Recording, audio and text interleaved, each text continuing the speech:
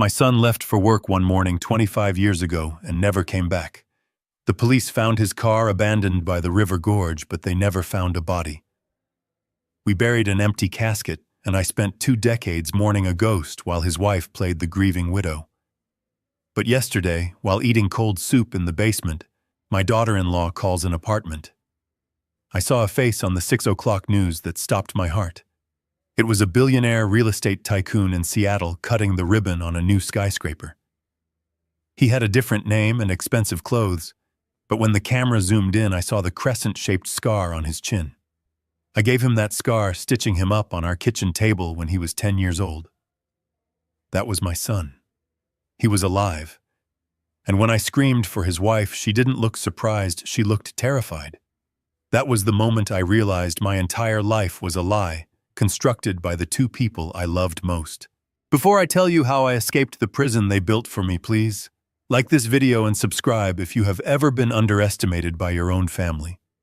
Let me know in the comments where you are watching from. My name is Jerry Dawson, and for the last 5 years I have lived in the basement of the house I paid for. My daughter-in-law Monica tells the neighbors she is a saint for taking care of her senile father-in-law. She tells them I am confused, that my mind is slipping, and that I need constant supervision. But the truth is much simpler. I am in the way. I am a budget line item she wants to erase. The basement is cold and smells of mildew. It has one small window near the ceiling that lets in just enough light to tell me if it is day or night. My dinner that evening was potato soup again. It was lukewarm and tasteless because Monica says salt is bad for my blood pressure. I think she just hopes I will lose my appetite and fade away faster. I sat in my worn-out armchair, the only piece of furniture she let me keep from my old life, and turned on the small television set. It is my only window to the outside world. Monica controls the cable box upstairs, so I have to watch whatever she thinks is appropriate for a man she claims has dementia. Usually, it is cartoons or old reruns, but tonight she must have slipped up because the local news was on. I was absent-mindedly stirring my soup, not really paying attention, until the anchor announced a special report from Seattle. A new technology and real estate conglomerate called Thorn Enterprises was breaking ground on a billion-dollar tower. The reporter was breathless with excitement, talking about the visionary CEO who had come from nowhere to dominate the market. Then the camera cut to the podium. A man in a bespoke navy suit stepped up to the microphone. The chyron on the screen read, "William Thorne, CEO." He looked distinguished, with silver at his temples and the kind of confidence that only extreme wealth can buy. He smiled at the crowd and began to speak about legacy and building the future. My spoon clattered into the bowl, splashing soup onto my lap. I didn't feel the heat. I couldn't breathe. The voice was deeper and more refined, but the cadence was identical. The way he tilted his head to the left when he paused, the way he gripped the sides of the podium. It was Brandon. My Brandon. My brain tried to reject it. Grief does strange things to a parent. I have seen my son in the faces of strangers 1,000 times over the last 25 years. I have chased young men down the street because they had his walk or his hair color, only to apologize like a crazy old man when they turned around. But this was different. The camera pushed in for a tight shot of his face as he laughed at a joke from the mayor. And there it was. On the left side of his chin, just below the lip, was a thin white line curved like a crescent moon. It was a jagged scar. He got it when he was 10 years old, trying to jump his bicycle over a creek in our backyard. He had smashed his chin on a rock. We didn't have health insurance back then, so I cleaned it with rubbing alcohol and stitched it up myself with a sewing needle and fishing line while he squeezed my hand and tried not to cry. No 2 scars are identical. That was my handiwork. That was my son. He wasn't dead. He was William Thorne. I stood up so fast my chair tipped over. I rushed to the television, my hands shaking so hard I could barely touch the screen. I traced the line of his jaw. He was older, He looked harder, but he was alive. He had been alive this whole time. While I wept over an empty grave, while I paid for his memorial service, while I comforted his weeping wife, he was building an empire in Seattle. "Monica," I screamed. It was a guttural sound I didn't recognize. "Monica, get down here." I heard heavy footsteps above me. Then the door at the top of the stairs flew open. Monica descended, her heels clicking sharply on the wooden steps. She was wearing her tennis outfit and a look of pure irritation. She hated being interrupted, especially during her evening glass of wine. "What is it, Jerry?" she snapped, standing at the bottom of the stairs with her hands on her hips. "You spilled your soup. I am not cleaning that up. You are behaving like a child." I ignored her. I pointed a trembling finger at the television screen. "Look. Look at him." Monica rolled her eyes and turned toward the TV. She started to say something dismissive, probably about how I shouldn't get worked up over the news, but the words died in her throat. I watched her face closely. I saw the blood drain from her cheeks. Her eyes went wide and her mouth opened slightly. It wasn't the confusion of someone who didn't understand. It was the shock of someone who had been caught. For a split second, the mask of the grieving widow slipped, and I saw the cold calculation underneath. She recognized him instantly. "That is Brandon," I said, my voice raspy. "That is my son. He is alive, Monica. Look at the scar." She stared at the screen for another second, her mind clearly racing. Then she snapped into action. She lunged for the remote control that was sitting on the side table. "Give me that," she hissed. She pressed the power button hard. The screen went black. The image of my son vanished, leaving only our reflections in the dark glass. My reflection was a disheveled old man. Hers was a woman caught in a lie. "Turn it back on," I demanded, stepping toward her. "I need to hear him. I need to know why." "Stop it, Dad," she shouted, using that condescending tone she reserved for doctors and neighbors. "You are having an episode again. This is exactly what Dr. Sterling warned us about. You are hallucinating." "I am not hallucinating," I roared. "That was Brandon. He has the scar, Monica. The scar I gave him. He is William Thorne. I saw the name." Monica stepped back, her face hardening into a stone mask. "There is no William Thorne, Jerry. That was just a random man on the news. Brandon died 25 years ago. We buried him. Do you remember the funeral? Do you remember the flowers? Your mind is playing tricks on you. It is the dementia. It is getting worse." She was gaslighting me. She had been doing it for years, making me question my memory, my sanity, my reality. But this time I had seen the truth, and it was sharper than any knife. "I know what I saw," I said, lowering my voice to a dangerous whisper. "And I saw your face, Monica. You knew. You weren't surprised that he looked like Brandon. You were scared because I saw it." She didn't answer. Instead, she turned and marched to the medicine cabinet mounted on the wall by the laundry sink. She unlocked it with the key she kept on a chain around her neck. She took out the orange bottle, the heavy sedatives, the ones that made my thoughts feel like they were wading through molasses, the ones that made me sleep for 12 hours at a time. "You are agitated," she said, shaking 2 pills into her palm. Her hand was trembling just slightly. "You need to calm down before you hurt yourself. Take these, now." I clamped my mouth shut. I stepped back until my back hit the cold concrete wall. "No, I am not taking them. I need to call the police. I need to call the station in Seattle." Monica laughed. It was a dry, brittle sound. "Call the police with what, Jerry? I took the landline out last week, remember? And you don't have a cell phone. Who are they going to believe, a wealthy, respected widow or a senile old man who lives in a basement and sees ghosts on the television?" She walked toward me, closing the distance. She was younger than me, stronger than me, and fueled by a desperate panic. She grabbed my jaw with one hand, her nails digging into my loose skin. Take the pills, Jerry. Or do I have to call the orderlies from Sunny Meadows tonight? You know they are just waiting for my call. They have a bed ready for you in the memory care ward. Sunny Meadows, the state-run facility, the place where people went to die alone in hallways that smelled of urine and bleach. It was her ultimate threat. I opened my mouth. She shoved the pills onto my tongue and held a glass of water to my lips. Swallow, she commanded. I took a sip of water. I felt the pills slide back. I swallowed. Good, she said, releasing my jaw. She wiped her hands on her tennis skirt, as if she had touched something filthy. Now sit down.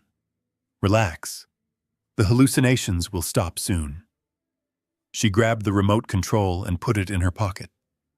Then she walked to the stairs. She paused at the bottom, looking back at me. Her eyes were dark and unreadable. Brandon is dead, Jerry. Never say that name again. If you mention William Thorne or scars or any of this nonsense to anyone, I will have you committed before breakfast. Do you understand? I nodded slowly, slumping into my chair. She turned off the overhead light, leaving me in the dim glow of the basement window. I heard her walk up the stairs. I heard the heavy deadbolt slide into place, locking me in. As soon as her footsteps faded into the kitchen above, I leaned forward and spit the pills into my hand. I had hidden them under my tongue. It was a trick I learned 3 months ago when I realized the medicine was making me forget things I shouldn't forget. I walked to the utility sink and flushed them down the drain. I wasn't crazy. I was a forensic accountant for 40 years before I retired. I spent a lifetime finding patterns in numbers, finding the truth that people tried to hide in ledgers and spreadsheets. My son was alive. He was a billionaire. And the woman upstairs, who had been cashing his life insurance checks and living in my house for a quarter of a century, knew exactly where he was. I sat back in the dark, listening to the hum of the furnace. My hands were still shaking, but my mind was clear for the first time in years. They thought I was a helpless old man. They thought I was a burden to be managed. But they had made a fatal mistake. They had let me see the truth.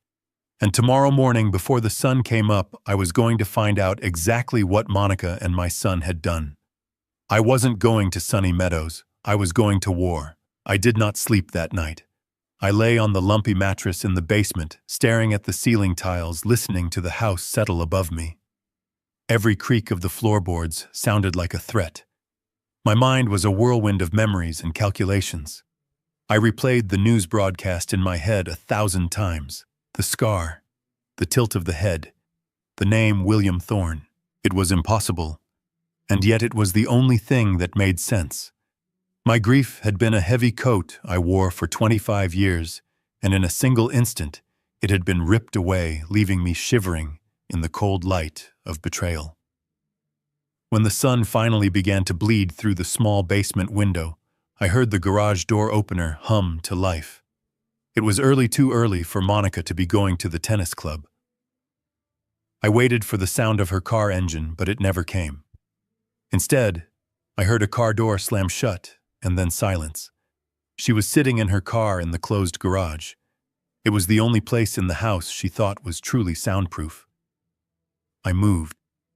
My joints were stiff from the cold and the stress, but adrenaline is a powerful fuel. I crept up the wooden stairs, placing my feet on the edges where the wood was less likely to squeak. I reached the door at the top. It was locked from the outside, as always, but there was a gap between the door and the floor, a sliver of space where sound could travel.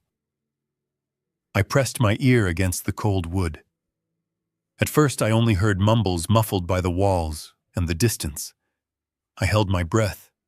I needed to hear. I needed to know. Then her voice rose sharp and panicked, cutting through the silence. He saw you, William. He recognized the scar. My heart stopped. She wasn't calling him Brandon. She was calling him William. She had accepted his new identity, his new skin so completely that his birth name, the name I gave him, didn't even exist to her anymore.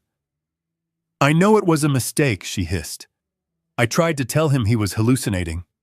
I gave him the heavy dose. But he is not buying it this time. He is fighting back." He mentioned the police. There was a pause as she listened to the voice on the other end. "My son. The billionaire. The ghost." "No, we cannot just wait," she snapped. "He is dangerous, William. He knows too much. If he gets out, if he talks to anyone, your IPO, your reputation, it all goes up in smoke. We have to accelerate the timeline." Accelerate the timeline. The words hung in the stale air of the stairwell like a guillotine blade. They had a plan. They had always had a plan. I was just an expiration date that hadn't arrived yet. "Yes, I know the place," she said, her voice dropping to a conspiratorial whisper. "Sunny Meadows. It is cheap, it is dirty, and they do not ask questions as long as the check clears. They have a lockdown unit for difficult cases. Once he is in there, he will never get out. He will just be another babbling old man that nobody listens to." I backed away from the door, my hands trembling so hard I had to grip the railing to keep from falling. Sunny Meadows. I knew the place. It was a converted warehouse on the edge of town, a place where the state dumped the indigent and the unwanted. It was a place where people went to rot. That was her solution. That was my son's solution. To bury me alive in a place that smelled of bleach and despair so they could keep their millions. I heard the garage door open again. She was coming back inside. I scrambled down the stairs, throwing myself into the armchair, just seconds before I heard her footsteps in the kitchen. I picked up a magazine and pretended to read, my heart hammering against my ribs like a trapped bird. I needed help. I needed a lifeline. Wait. The kitchen phone. Monica had said she removed the landline, but maybe she was lying. Maybe she just unplugged it. It was my only chance. I waited until I heard the shower running upstairs. The pipes in this old house groaned loudly when the water was on. It would mask the sound of my movement. I went to the basement door. To my surprise, it was unlocked. She must have forgotten to throw the deadbolt in her panic, or maybe she just assumed the sedatives had turned me into a vegetable. I slipped into the kitchen. It was blindingly bright after the gloom of the basement. I scanned the counter. The phone base was there. My heart leaped. I rushed over and picked up the receiver. Silence. No dial tone. No static. Just a dead, hollow silence. I pulled the unit away from the wall. The cord hadn't been unplugged. It had been cut. The copper wires were frayed and twisted, severed with a pair of kitchen shears. It wasn't just a disconnection. It was an act of violence. She hadn't just cut the line, she had cut my throat. "What do you think you are doing, Jerry?" I spun around. Monica was standing in the doorway, wrapped in a plush white bathrobe, her hair wet. She wasn't wearing makeup, and without it she looked older, harder. Her eyes were cold chips of flint. I was checking the time, I lied, my voice sounding thin and weak in my own ears. "The clock downstairs is broken." She looked at the phone in my hand, then at the severed cord. A cruel smile touched her lips. "It is broken, Jerry. Just like your mind. I told you that last night. Why do you insist on fighting me? I am the only one who takes care of you." She walked over and gently took the receiver from my hand, placing it back on the cradle with a soft click. "We need to talk about your living arrangements," she said, her tone shifting into that sickeningly sweet register she used when she was manipulating me. "I have been doing a lot of thinking since your episode last night. It is becoming too dangerous for you to be here alone. You are seeing things. You are becoming aggressive." "I am not aggressive," I said, standing as tall as my spine would allow. "I am lucid. Monica, and I know what you are doing." She ignored me, continuing her rehearsed speech. I found a wonderful place for you. A community. It is called Sunny Meadows. They have specialists there, Jerry. Doctors who can help you with your hallucinations. They have activities and gardens. It will be so much better for you than that dark basement. Gardens. She called a patch of dead grass surrounded by a chain-link fence a garden. I am not going, I said firmly. This is my house. I paid for every brick. My name is on the deed. For now, she said, casually examining her fingernails. But we have a meeting with Dr. Evans this afternoon. He is going to evaluate you. And considering your violent outburst last night and your history of confusion, I am confident he will agree that you need 24-hour care. And once he signs those papers, Jerry, you won't have a choice. The state will grant me guardianship. She leaned in close, her perfume smelling of lilies and rot. And then I will sell this house. I will liquidate your accounts. And I will move to Seattle to be closer to better opportunities. And you will stay at Sunny Meadows until the end. It is for the best. She turned and walked to the refrigerator, opening it and taking out a carton of orange juice. Oh, and speaking of care, it is time for your medicine. You missed your morning dose because you were sneaking around up here. She reached into her pocket and pulled out the bottle.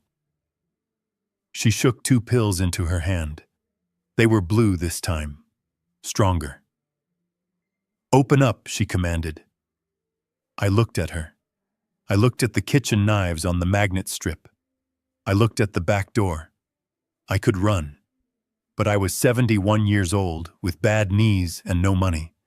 She would catch me, or the police would catch me, and she would tell them I was a danger to myself. I had to be smarter. I had to buy time. I let my shoulders slump. I let my face go slack, giving her the look of defeat she wanted to see. Fine, I whispered. Just let me rest. Good boy, she said. I opened my mouth. She placed the pills on my tongue. Her fingers tasted of soap. I took the glass of water she offered. I took a large gulp. I threw my head back and swallowed, making a show of the effort. But I didn't swallow. I slid the pills into the pocket of my cheek, tucked deep between my gums and the soft tissue. It was a trick I had seen in a movie once, a prison movie. I prayed it would work. She watched me closely, her eyes scanning my throat for the movement of the swallow. Satisfied, she smiled. There. That wasn't so hard, was it? Now go back downstairs. Pack a small bag. The transport van will be here tomorrow morning at 8. Tomorrow. I had less than 24 hours. I shuffled back to the basement door, moving slowly, playing the part. I heard her lock the door behind me, the heavy thud of the bolt sealing my fate. I walked to the utility sink and spat the blue pills into the drain, watching them dissolve into a chalky paste before washing them away. They thought they had won. They thought I was a confused old man who would go quietly into the night. But they had forgotten who I used to be. I was the man who found the hidden assets in the Enron investigation. I was the man who traced illicit funds through shell companies in the Cayman Islands. I walked to the corner of the basement where my old filing cabinet sat, rusting under a tarp. Monica had gone through it years ago looking for money, but she had only looked at the files. She hadn't looked at the cabinet itself. I reached behind the bottom drawer and felt for the metal latch I had installed 30 years ago. It clicked. The false bottom of the drawer popped up. Inside was not money. It was something more valuable. It was my old lock-picking kit from my days working with the fraud unit and a prepaid burner phone I had bought 5 years ago and hidden for an emergency just like this. I pressed the power button on the phone. The screen flickered to life. 15% battery. It was enough. I wasn't going to Sunny Meadows, and I wasn't going to let William Thorne build his empire on my grave. I sat on the floor, the tools cold in my hand, and waited for the house to go quiet. The real game was just beginning. The silence that followed the sound of Monica's Mercedes retreating down the driveway was the loudest thing I had ever heard. I counted to 60 just to be sure she wasn't coming back for a forgotten phone or a second coat of lipstick. Then I went to work. I had 2 hours, maybe 3 if the lawyer kept her waiting. It was a lifetime for a man with nothing to lose, but it was a blink of an eye for what I needed to do. I pulled the lockpick set from my pocket. The metal picks felt cold and familiar, a comforting weight from a past life I thought I had buried. My hands were gnarled with arthritis and shook with a tremor that had nothing to do with age and everything to do with rage, but muscle memory is a powerful thing. I knelt before the basement door. The lock was a simple deadbolt, the kind you buy at a hardware store for $20. It was an insult, really. She thought so little of me she didn't even buy a quality lock. I inserted the tension wrench, then the rake. I closed my eyes, visualizing the pins inside the cylinder. Click, click, a resisting grind. Then the sweet, smooth rotation of the plug. The door swung open. I stepped into the kitchen. It was strange to stand in my own home as an intruder. The air smelled of cleaning products and the stale scent of lies. I didn't waste time. I went straight to the second floor, to the room that used to be my study. Monica had claimed it 5 years ago, turning it into her command center. She kept the door locked always. This lock was harder, a keypad lever. But Monica was creature of habit, and she was arrogant. She used the same 4-digit code for everything. The year she married my son. I punched it in. The light turned green. The room was unrecognizable. My mahogany desk was gone, replaced by sleek glass and chrome. My books were gone, replaced by framed photos of her and Laura on vacations I was never invited to, but I wasn't here for the decor. I went straight to the wall behind the oversized abstract painting of a storm at sea. I knew the safe was there because I was the one who installed it 30 years ago. Monica had changed the combination, of course, but she didn't know about the manufacturer override key slot hidden under the digital pad. And she certainly didn't know I had kept the master key taped to the underside of a floorboard in the closet since 1995. I retrieved the key and inserted it. The heavy steel door swung open with a groan. My heart was hammering against my ribs, a frantic rhythm of fear and anticipation. I ignored the stacks of cash and the velvet jewelry boxes. I reached for the back of the safe for a thick manila envelope that sat in the shadows. It wasn't labeled. I dumped the contents onto the glass desk. Papers slid out. Bank statements. But not from our local branch. These were from a private bank in the Cayman Islands. The account holder was Monica Dawson. I scanned the columns, my accountant eyes processing the data faster than I could breathe. Every month on the first, like clockwork, there was a deposit. $50,000. The sender was Thorn Enterprises, Seattle, WA. I felt like I had been punched in the gut.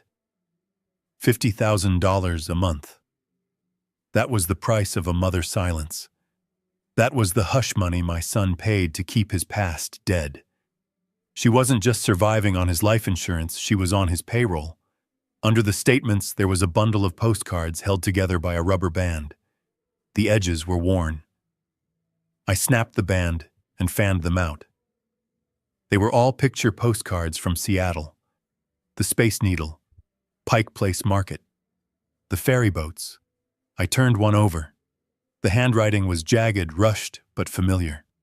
Happy 16th birthday, Laura. I hope you got the car. Study hard. It was signed simply. Another one. Happy graduation. I am proud of you. Another. Merry Christmas. They were addressed to my granddaughter, Laura, but they had no postmarks. They had never been mailed. Monica had intercepted them, or perhaps they had been sent in a package directly to her to filter. She had kept them. Why? Trophies. Leverage. Proof that he existed just in case the checks stopped coming.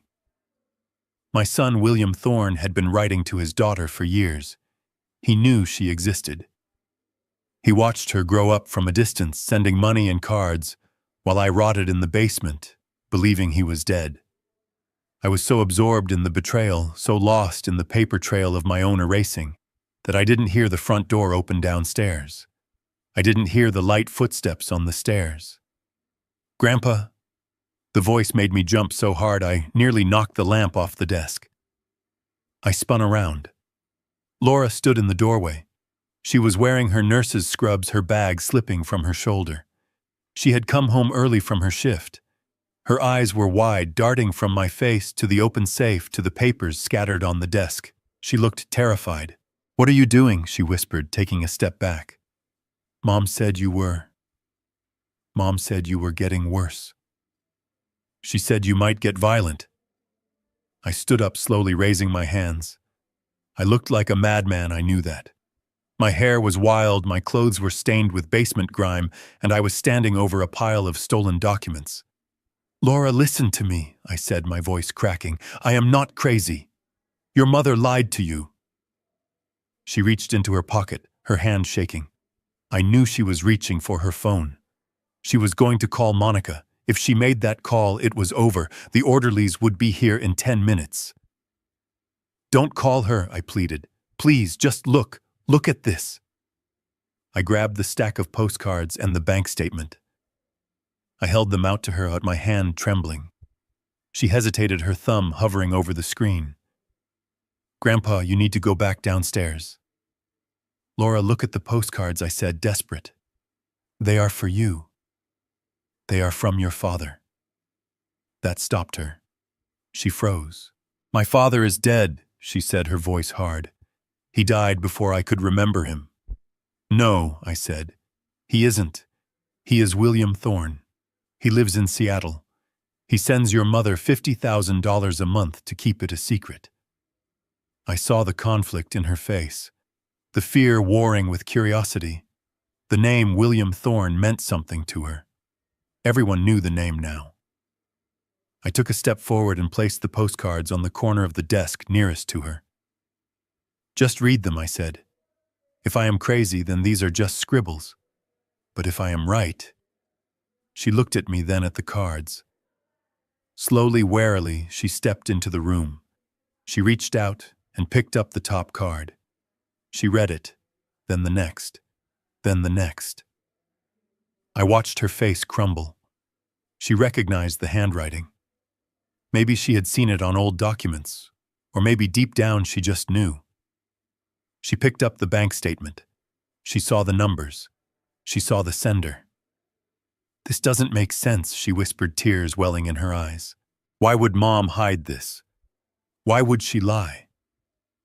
"Because she is being paid to lie," I said gently. "Because as long as we think he is dead, she gets the money, and I get the basement." Laura looked up at me. The fear was gone, replaced by a dawn of horror. She dropped the papers. She looked at the open safe, then back at me. "She is putting you in a home tomorrow," she said, her voice hollow. "She signed the papers this morning. She told me it was the only way to keep us safe. She said you were dangerous." "I am not dangerous, Laura. I am just a witness. And now so are you." We heard the sound of the garage door opening downstairs, the heavy rumble of the Mercedes engine. Monica was home. Panic flared in Laura's eyes. She grabbed my arm. "She is here. If she finds you in here, if she sees that you opened the safe, she will kill me," I finished for her, "or she will make sure I never speak again." Laura looked at the window, then at the back stairs. "Go," she whispered. "I cannot just go," I said. "I have no money. I have no way to get to Seattle." Laura didn't hesitate. She reached into her purse and pulled out her wallet. She took out a credit card. It was a black card, a supplementary card attached to Monica's account. "Take it," she said, pressing it into my hand.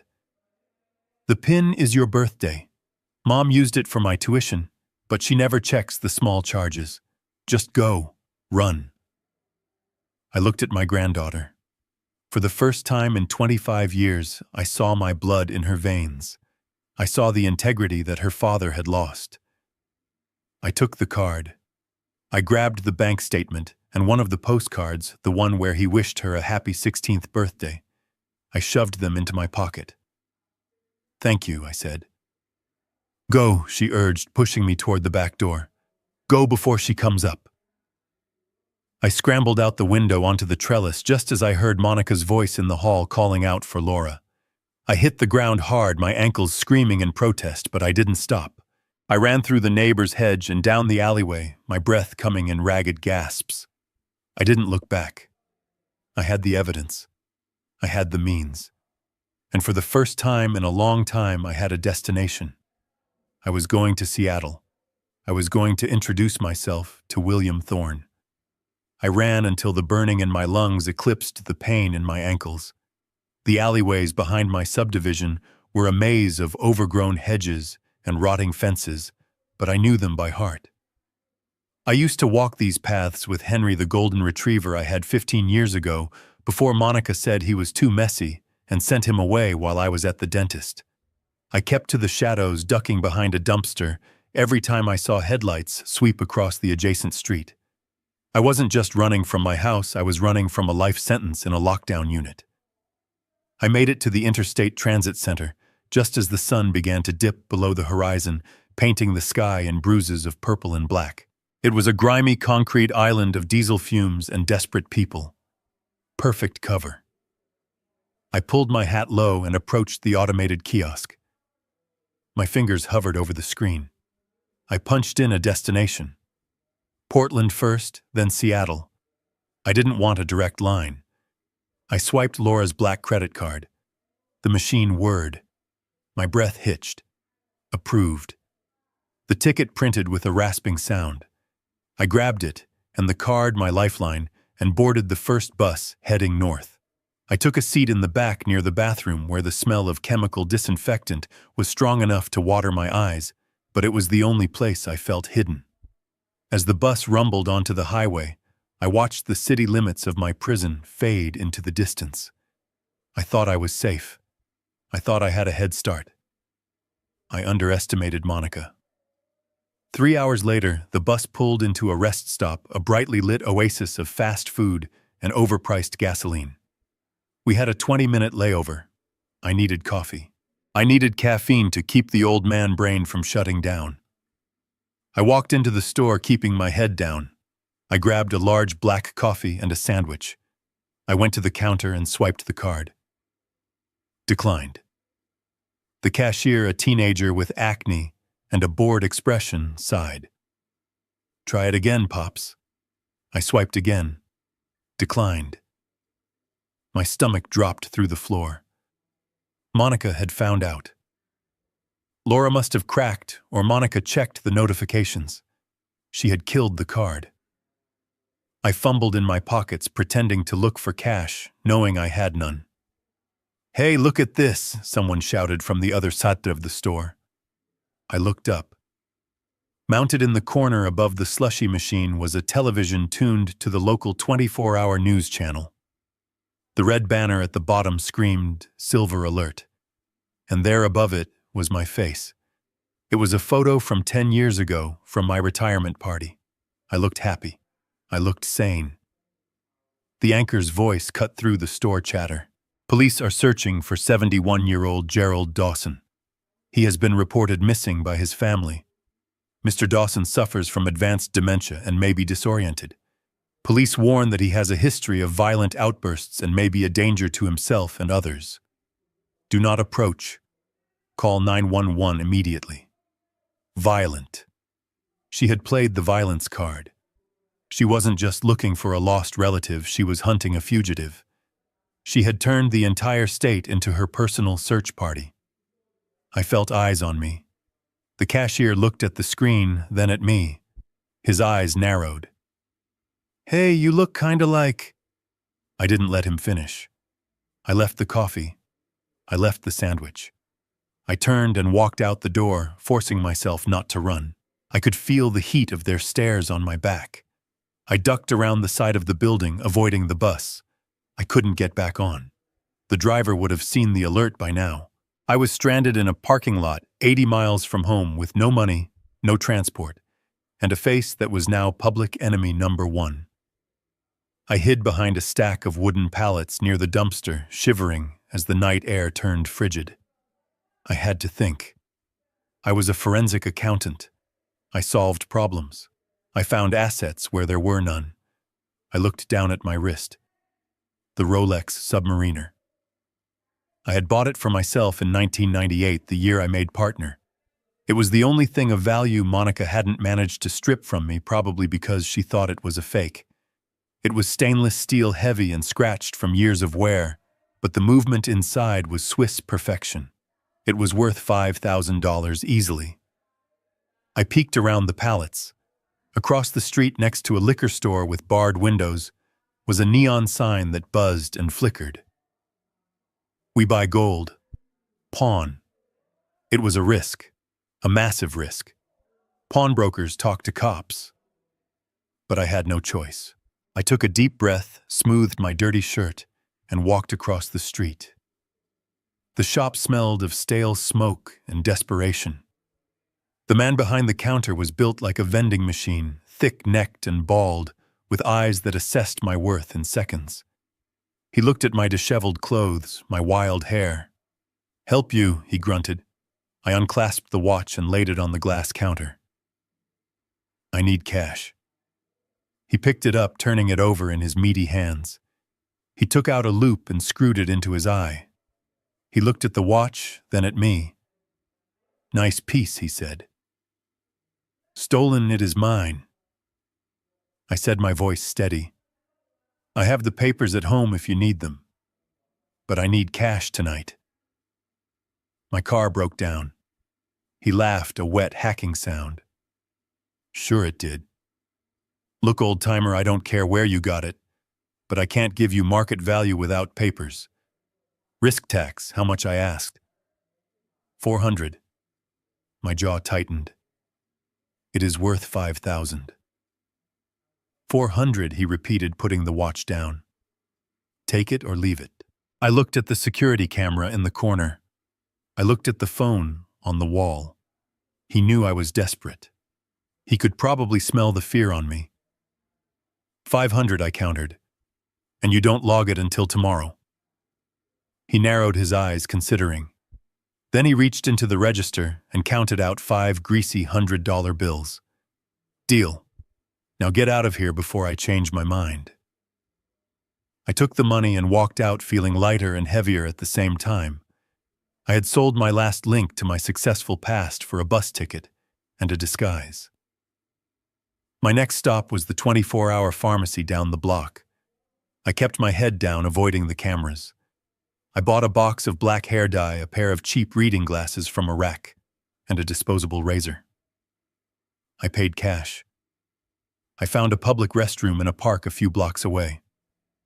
It was filthy, the mirror cracked and stained. Under the flickering fluorescent light, I looked at myself. Jerry Dawson, the victim.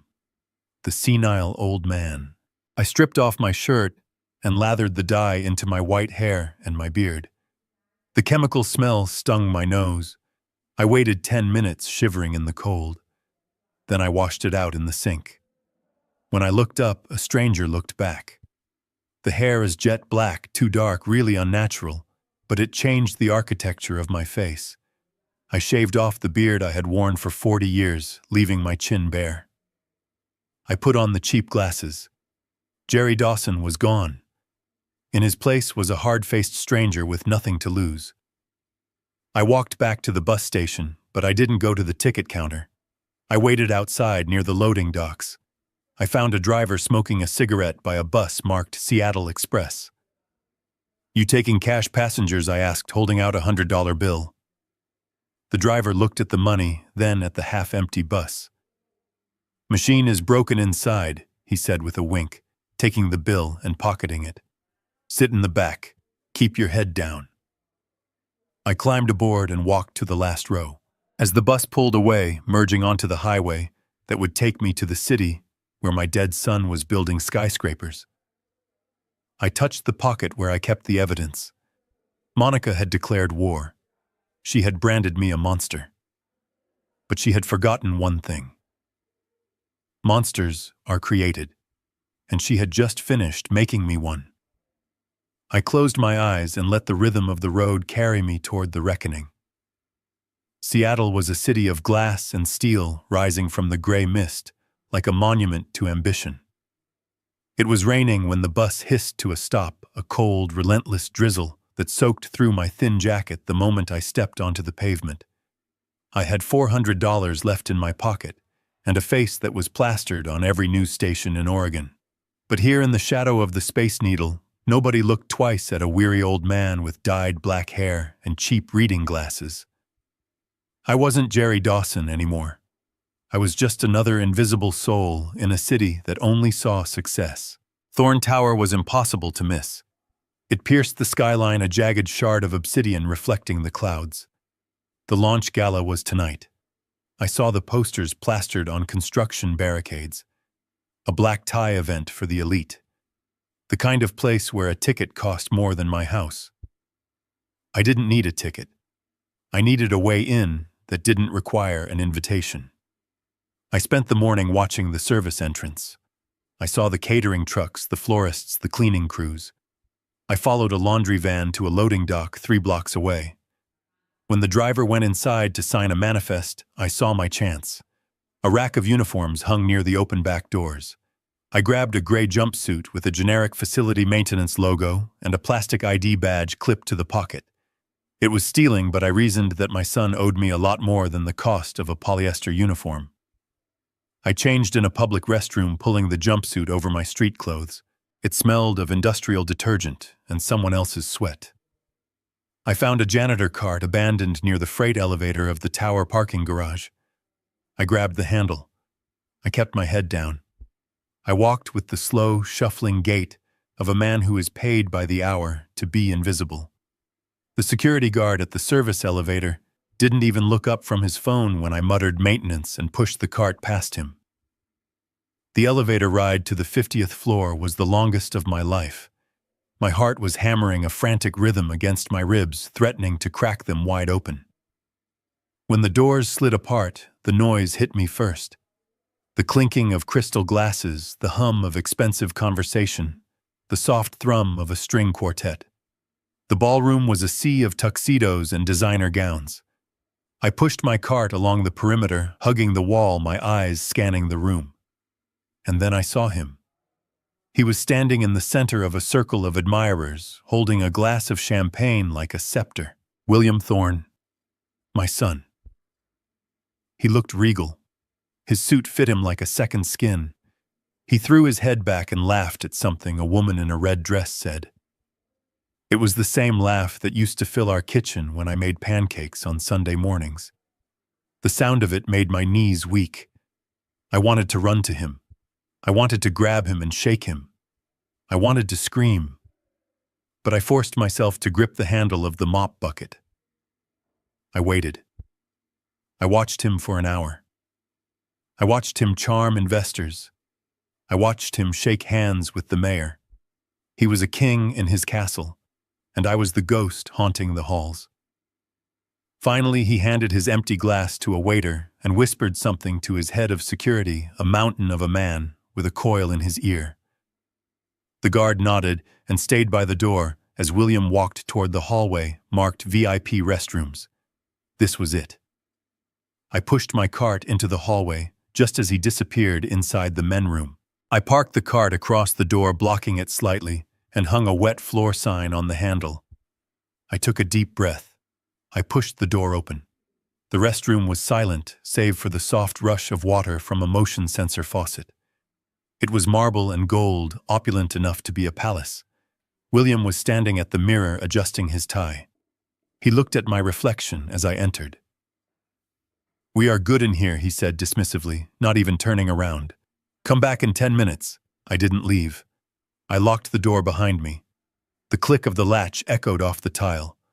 William frowned in the mirror. I said, "Get out." "Can you not hear?" I walked forward until I was standing right behind him. I looked into the mirror, into the eyes of the boy I had raised. "Hello, Brandon," I said. He froze. His hands stopped on his tie. He stared at my reflection. The dyed hair and the glasses threw him for a second. He squinted. Then recognition dawned. It didn't come with fear. It didn't come with shame. It came with a cold annoyance, like he had found a stain on his cuff. He turned around slowly. "You look terrible, Dad," he said. "That hair dye is tragic." I felt the breath leave my lungs. No shock, no apology, just criticism. "You are alive," I whispered, my voice trembling despite my best efforts. "You let us bury you. You let your mother die of a broken heart, thinking you were gone." He sighed, reaching for a paper towel to dry his hands. "Mom had a heart condition, Dad. She was going to die anyway. I just gave her something dramatic to focus on at the end." The callousness of it struck me like a physical blow. I took a step back, steadying myself against a sink. "Why?" I asked. "Why did you do it?" "We loved you. We gave you everything." "You gave me mediocrity," he spat the word out like a curse. "You gave me a small life in a small town with a small future. You wanted me to be like you, an accountant, a nobody. I was suffocating in that house." "So you killed yourself," I said. "You drove your car to the gorge." "I parked my car by the gorge," he corrected. "I took a bus to Seattle, and I took the $2 million life insurance payout that Monica collected. It was my seed money. It was the only useful thing you ever provided for me. The money. It always came back to the money." "Monica knew," I said. "She has been with you this whole time." "Of course she knew," he said, smoothing his lapel. "Monica is a visionary. She saw my potential when you didn't. She stayed behind to handle the logistics, to keep you quiet, to manage the funds until I could get Thorn Enterprises off the ground. She sacrificed a lot for this empire. She tried to put me in a home," I said, my anger finally rising, choking out the sorrow. "She tried to have me committed. She drugged me." "Because you became a liability," he said, his voice dropping to a deadly calm. "You were supposed to just fade away, Jerry. You were supposed to be the tragic widower who quietly lived out his days in the basement. But you had to start asking questions. You had to start looking at the finances. You became expensive. And now here you are, crashing my IPO launch, looking like a street person." He took a step toward me. He was taller than me now, broader. The boy I knew was gone. This was a predator. "You are a monster," I said. "I am a billionaire," he countered. "And you are a trespassing janitor. Who do you think the world is going to believe?" He reached into his pocket and pulled out his phone. He didn't call the police. He pressed a speed dial button. "Mike, get in here. We have a situation in the restroom. Some homeless guy got past the perimeter. He is harassing me." He hung up and smiled a cold, shark-like grin. "You should have stayed in the basement, Dad." The food was free. The door burst open. The lock shattered. 2 security guards the size of linebackers filled the room. They saw me standing there in my gray jumpsuit. They saw the billionaire CEO. They didn't need to ask questions. "Get him out of here," William barked, "and teach him a lesson about trespassing. I don't want to see his face near this building again." The first guard grabbed me by the collar of my jumpsuit. He didn't just pull me, he threw me. I slammed against the marble wall, my head cracking against the stone. Stars exploded in my vision. I slid to the floor, gasping for air. "Wait," I wheezed, trying to stand. "He is my son. He is Brandon Dawson." The guard laughed. "Sure, he is Pops. And I am the Queen of England." He kicked me in the ribs. I felt something snap. The pain was blinding, white-hot, and immediate. I curled into a ball on the cold floor. "Get him up," the second guard said. "The boss wants him in the alley." They hauled me to my feet. My legs were like jelly. William stood watching, his arms crossed, inspecting his suit for any dust I might have transferred. He looked at me with absolute disgust. "Goodbye, Jerry," he said. "Do us both a favor and die quietly this time." As the guards dragged me past him, I lunged. It was a desperate, flailing movement. I grabbed at his jacket. "Let go of me, you filth!" he shouted, slapping my hand away. The guard slammed me into the doorframe, then dragged me down the service corridor. But in that split second of contact, in that final desperate grasp, I had done the only thing that mattered. My hand had brushed the inside of his jacket hem. My fingers, stiff and clumsy, had pressed the tiny adhesive bug I had bought from the pawnshop connection into the fabric. It was a listening device smaller than a dime. I didn't feel the pain as they dragged me into the freight elevator. I didn't feel the punches they landed in my stomach as we descended. I barely felt the wet pavement when they threw me out into the back alley, into the rain and the garbage. "Stay down, old man," one of them growled. "Next time we break your legs." The heavy steel door slammed shut. I was alone, in the dark. Bleeding, broken, lying in a puddle of dirty water. My ribs screamed with every breath. My face felt swollen. But as I lay there looking up at the rain falling from the black sky, I started to laugh. It was a wet, gurgling sound, but it was laughter. He thought he had won. He thought he had thrown out the trash. But he was walking back into his party wearing a wire. And I was listening. I reached into my pocket and pulled out the receiver unit. The red light was blinking steady and strong. I put the earbud in. The static cleared. I heard the rustle of fabric. I heard footsteps. And then I heard his voice crystal clear. "Sorry about that, gentlemen. Just a minor nuisance. Is everything ready for the transfer?" I closed my eyes and listened. The pain was fuel now. He had broken my body, but he had handed me the weapon to destroy him. And I wasn't going to miss. The motel room smelled of stale cigarettes and despair. But it was the only place in Seattle that would take cash without asking for an ID. I sat on the edge of the mattress, holding a bag of ice against my ribs, listening to the static hiss in my earbud. My body was a map of bruises, a testament to my son's hospitality, but my mind was sharper than it had been in 20 years. The receiver picked up the sound of a car door closing, then the hum of a quiet engine. William was on the move. He dialed a number. I held my breath. "It is done," he said. His voice was calm, businesslike. The old man crashed the party. Security roughed him up and threw him in the alley. I heard Monica's voice on the other end, tinny and small through the device. "Is he dead?" "He might be," William replied. "He took a beating. But we cannot take chances. If he crawls out of that alley, if he finds a way to talk to the press, I need you to call the contractor, the one we used for the union problem last year. Tell him to sweep the alleys within a 5-block radius of the tower. If they find a man fitting Jerry's description, tell them to finish the job. Make it look like a robbery gone wrong." My blood ran cold. It wasn't just rejection anymore. It was a hit. My son wasn't just a fraud, he was ordering my execution while being driven home in a limousine. I took the earbud out. I couldn't stay here. The motel was too close to the tower. If they were sweeping the perimeter, they would check the flophouses first. I needed help. Real help. Not the police who would see a crazy old man with a record of dementia. I needed someone who operated in the shadows, just like William. I reached into my pocket and pulled out a small leather address book. It was worn, the pages yellowed. I hadn't opened it since the day Brandon died.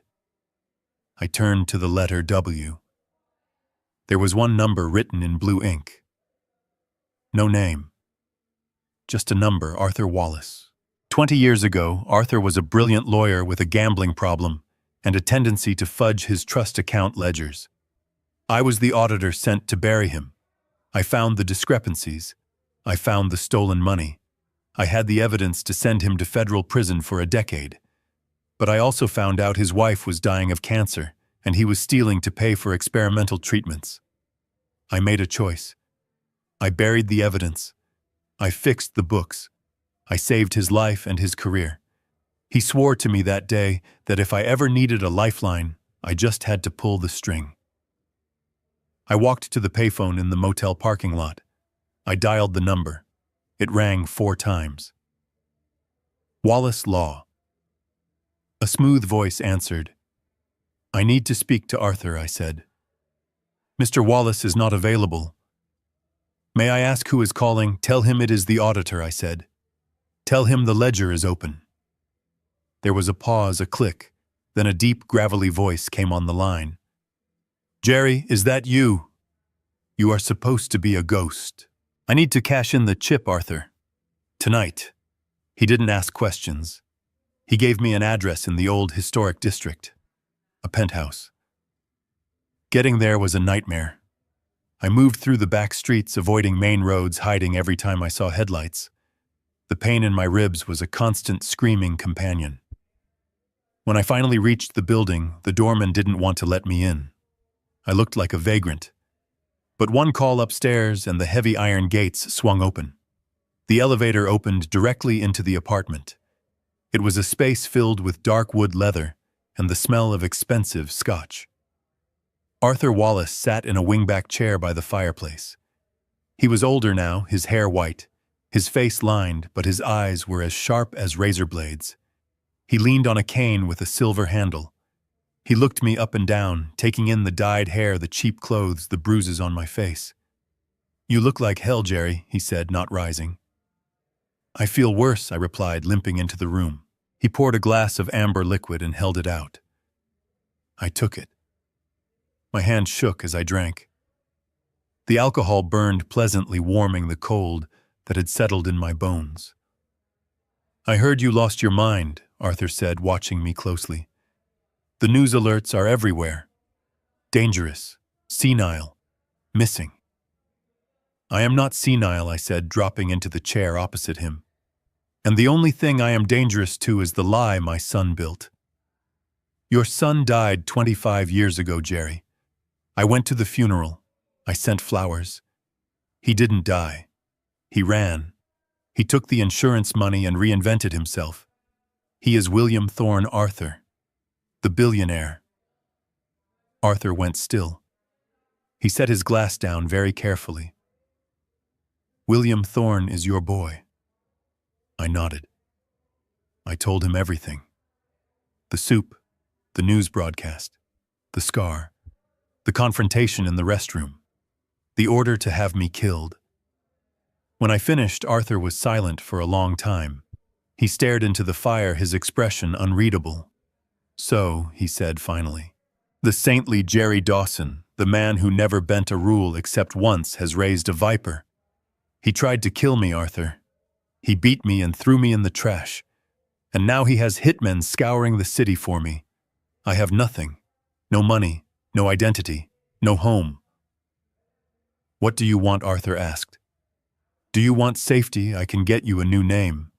I can send you to a beach in Mexico where they will never find you. I looked at him. I thought about the beach.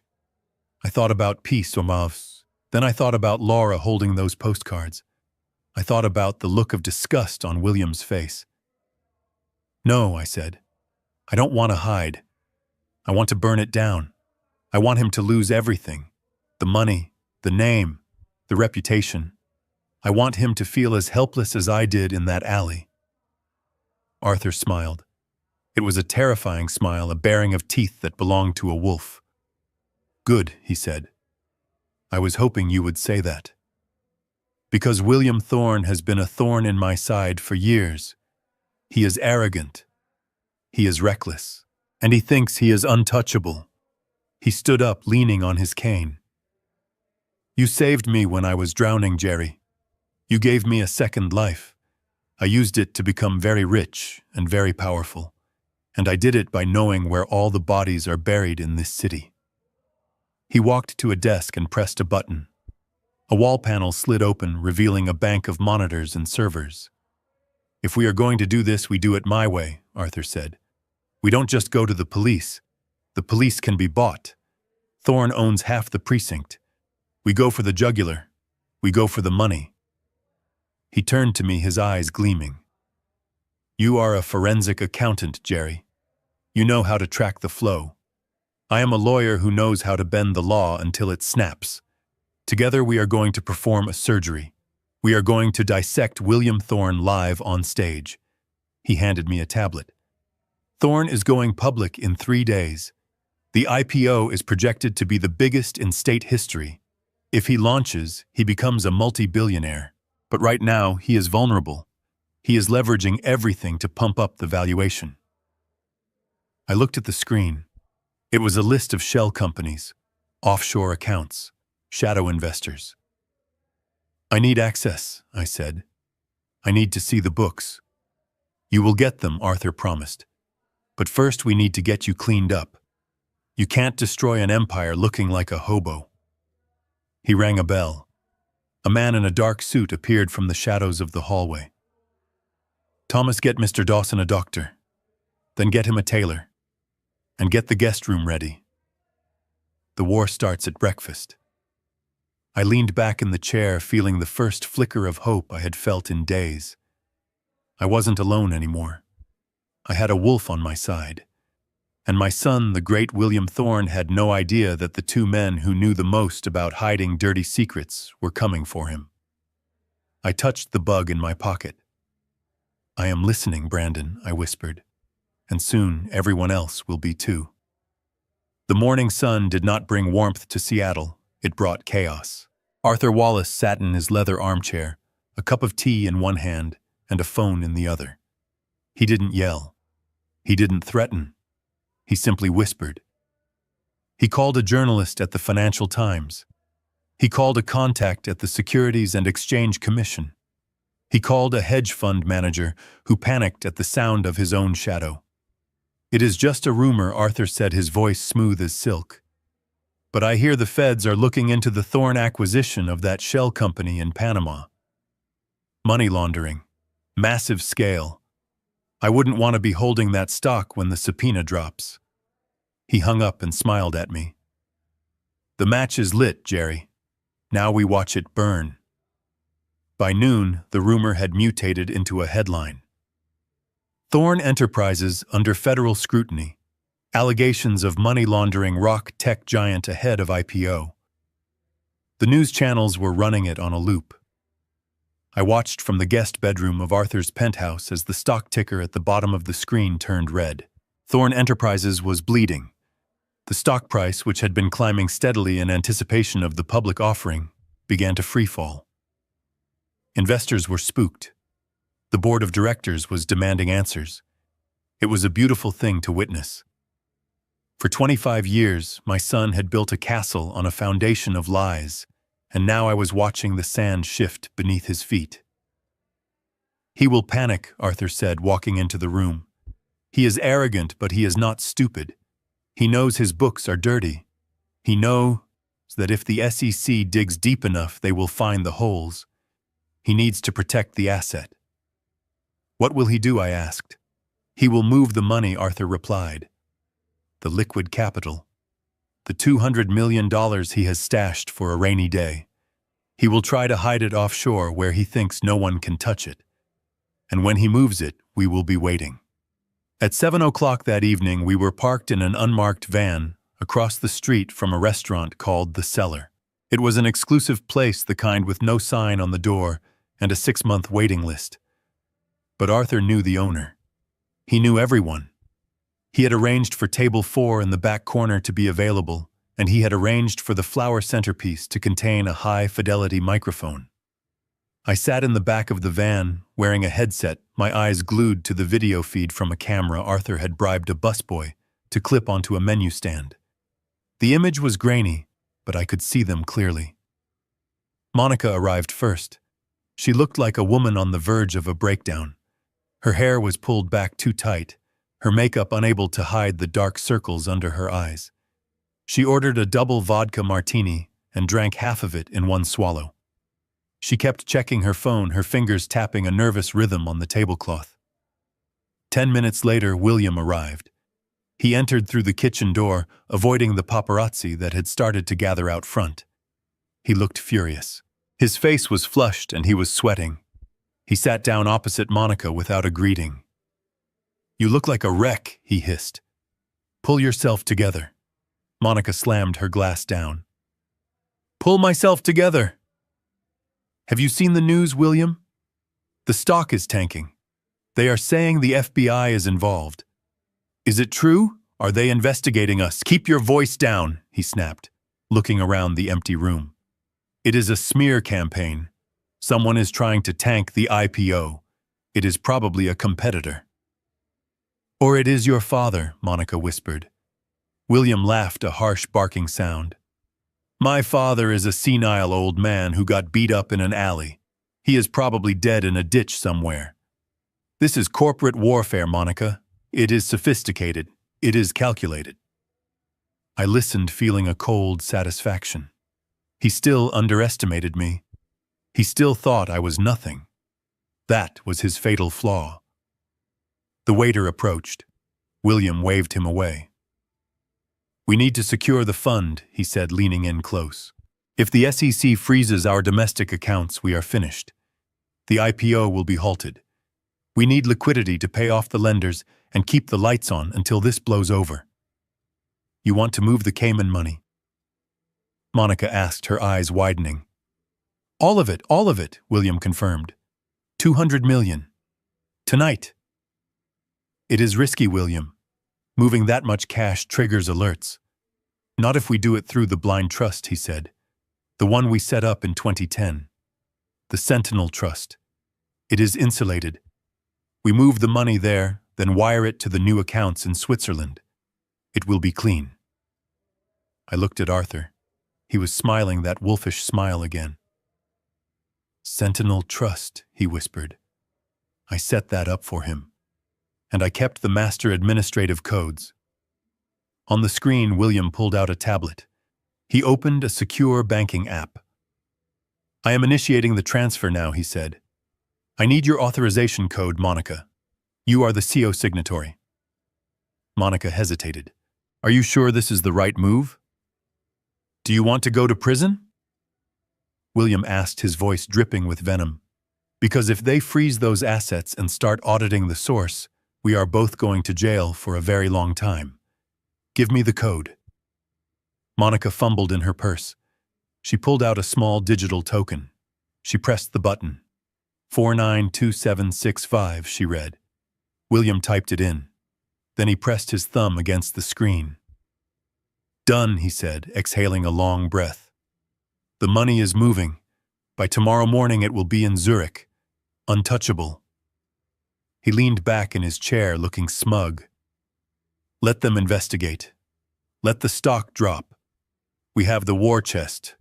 We can buy back the company for pennies on the dollar once the panic settles. We win, Monica. We always win. I took off the headset. My hands were shaking not from fear, but from adrenaline. Did you get it? I asked Arthur. Arthur was already typing furiously on his laptop, which was hardwired into the van's satellite connection. I got it, he said. Sentinel Trust. I am in the back end now. I see the pending transaction. $200 million. He looked at me, his eyes bright in the gloom of the van. They think it is going to Switzerland, Jerry. But I can redirect it. I can change the routing number before the clearinghouse processes the batch at midnight. Where do we send it? I asked. Arthur paused, his fingers hovering over the keys. We could keep it, he said softly. $200 million. We could disappear. We could live like kings. I looked at the screen. I saw my son, the man who had ordered my death, drinking a toast to his own cleverness. I saw the woman who had tried to erase my mind. I thought about the cold soup in the basement. I thought about the years of grief. No, I said. I don't want his money. It is blood money. I want him to know it is gone. I want him to watch it vanish. Arthur nodded slowly. Then where? The children's hospital, I said. The one in Seattle. The one that treats kids who don't have insurance. Kids who get stitched up by their fathers because they cannot afford a doctor. Arthur smiled. It was a genuine smile this time. A charitable donation, he said. Anonymous, of course. Of course, I agreed. He typed in a series of commands. He bypassed the Swiss routing. He entered the donation portal for the hospital foundation. He entered the amount. $200 million. Click. It is done, Arthur said. The money is in escrow. At midnight it hits the hospital account. And 5 minutes later William gets the notification. On the screen I saw William check his watch. He signaled for the check. We should go to the gala, he said to Monica. We need to show our faces. Show them we are not afraid. He stood up, buttoning his jacket. He looked powerful. He looked invincible. He had no idea that he was already a pauper. He is walking into his own funeral, I whispered. Arthur closed the laptop. Let us go get dressed, Jerry. You have a gala to crash. And this time, you are walking in through the front door. We stepped out of the van into the cool night air. The rain had stopped. The city lights reflected on the wet pavement. I felt a strange lightness in my chest. The fear was gone. The grief was gone. There was only the cold, hard certainty of the end. My son had set a trap for me 25 years ago. Tonight, I had just sprung mine, and when the steel jaws snapped shut, he wouldn't even see it coming. The rain in Seattle does not wash things clean, it just makes the grime slicker. I stood under the awning of a coffee shop in Pioneer Square watching the passers-by. My dyed hair was starting to itch, and the bruises on my ribs throbbed in time with the bass from a passing car. But I stood tall. I was not the man who hid in a basement anymore. I was a man who had stolen $200 million, and I was about to turn my own granddaughter into an accomplice. Arthur had set up the meeting. He had sent a courier to the hospital where Laura worked with a note that simply said, "The truth is in the basement." She would know what it meant. She would remember the safe. She arrived 10 minutes late, looking over her shoulder. She wore a raincoat and a look of terrified exhaustion. She didn't hug me. She stood 3 feet away, her hands deep in her pockets, as if she were afraid I might be contagious. "Grandpa?" She whispered, her voice barely audible over the rain. "Mom says you are sick. She says you attacked a security guard. She says the police are looking for you because you are a danger to yourself." I looked at her. I saw the conflict in her eyes. She wanted to believe her mother because believing her mother was safe. Believing me meant her entire world was a lie. "Your mother says a lot of things, Laura," I said, keeping my voice low and steady. "She said your father was dead. She said I was senile. She said she loved us." Laura flinched. "That is different, Dad."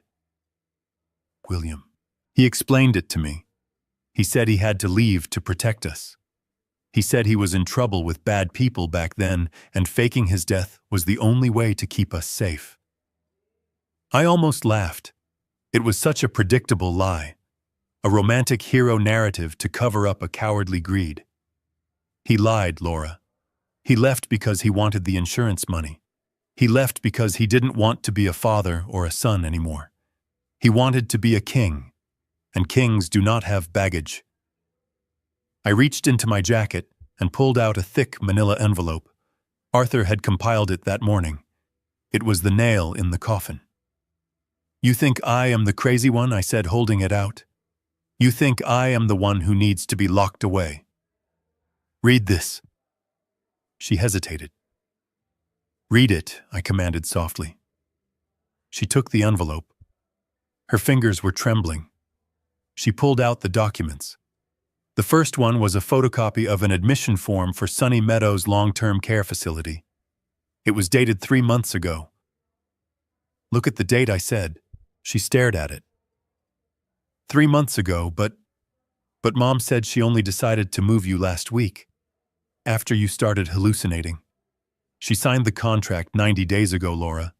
She paid the deposit. It wasn't a reaction to my health. It was a scheduled eviction. She was just waiting for the right time to pull the trigger. Laura flipped the page. It was a copy of a petition for conservatorship. It listed Monica Dawson as the sole guardian of my estate, and below that was a draft of a property sale agreement. My house, my land. She was selling the house, she whispered. She was liquidating me, I corrected. But keep reading. The last page is the most important. It was a trust fund amendment. The William Thorne Family Trust. It detailed the distribution of assets upon the event of an IPO. Laura read it. Her eyes went wide. She read it again. I am not in it, she said, her voice shaking. My name isn't here. No, I said. It isn't. The beneficiaries are William Thorne and Monica Dawson. There is no provision for children. There is no college fund. There is no inheritance. But Mom said, she told me that once the company went public, we would all be set for life. She said I could quit the hospital. She said I could buy a house. She lied, I said brutally. You are not a beneficiary, Laura. You are an expense, just like me. Just like Richard was before your father pushed him. She looked up at me. Tears were mixing with the rain on her cheeks. Richard, she asked. Who is Richard? Your uncle, I said. The one they never told you about. The one your father killed to get the first down payment on his new life. I told her the story. The gorge, the argument, the push. I didn't embellish. I didn't dramatize. I just gave her the cold, hard facts that Henry had given me on the mountain. They are monsters, Laura. They use people. They used me. They used your grandmother. And now they are using you. She dropped the papers. They scattered on the wet pavement, soaking up the grime. She put her hands over her face and sobbed. It was a sound of pure heartbreak, the sound of a child realizing that the monsters under the bed were actually sleeping in the master bedroom. Why, she choked out. Why are you telling me this? Because I am going to stop them, I said. I am going to take everything from them. The money, the reputation, the freedom. I am going to burn Thorne Enterprises to the ground. She looked at me terrified. You cannot. They are too powerful. Dad has security. Mom has lawyers. I have the truth, I said. And I have you. Me, she shook her head, backing away. I cannot. I cannot go against them, Grandpa. If I do... Mom said if I helped you, we would be on the street. She said you would ruin us. We are already ruined, Laura. The only choice now is whether you want to be a victim or a survivor. I stepped closer, invading her space, holding her gaze. I need you to do one thing. Just one thing. And then you can walk away. You can go back to your life and pretend this never happened. What, she whispered. I pulled a small black USB drive from my pocket. It was a keylogger program Arthur's tech guy had loaded. Military grade. Invisible. Tonight is the gala. Your mother will be there. She will be glued to her phone checking the accounts managing the transfer of the funds they think they successfully stole. I need you to plug this into her phone. Just for 30 seconds. Tell her you need to charge it. Tell her you need to make a call. I don't care. Just get it connected. Why, she asked, staring at the black plastic. Because I need the authentication codes, I lied. I didn't tell her the money was already gone. I didn't tell her that the keylogger was actually to access the cloud backup where your father keeps the security footage from 25 years ago. The footage Arthur found traces of but couldn't decrypt without a direct link to the primary device. The footage of the accident. If I get those codes, I can prove the fraud, I said. I can prove they stole from me. And I can put them in jail. She looked at the drive. She looked at the papers dissolving in the rain. She looked at the memory of a father she never knew, and a mother who viewed her as a budget cut. She took the drive. Her hand was cold, but her grip was firm. 30 seconds, she said. That is all I need. She put the drive in her pocket. She wiped her face, smearing her mascara. She looked like a warrior who had just survived her first battle. "Mom is wearing a red dress tonight," she said, her voice flat. "She bought it with the money she got from selling your car."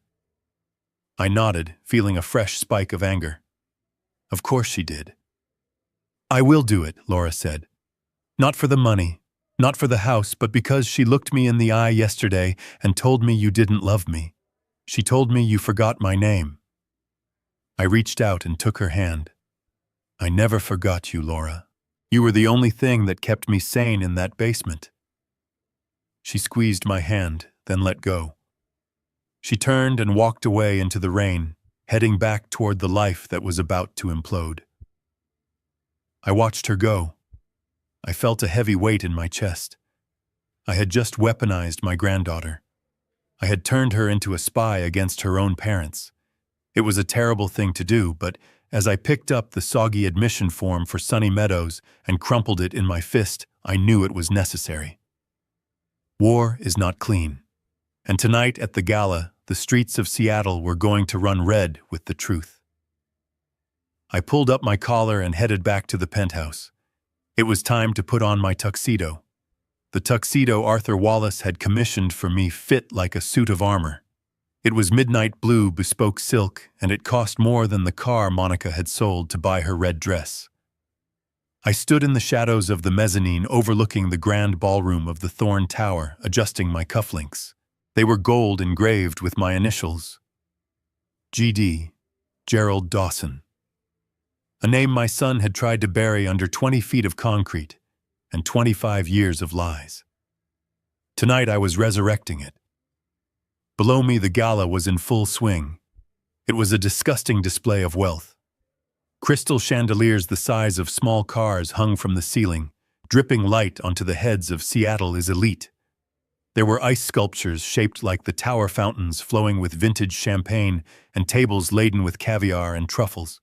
500 people were down there celebrating a man who had murdered his brother and tried to murder his parents.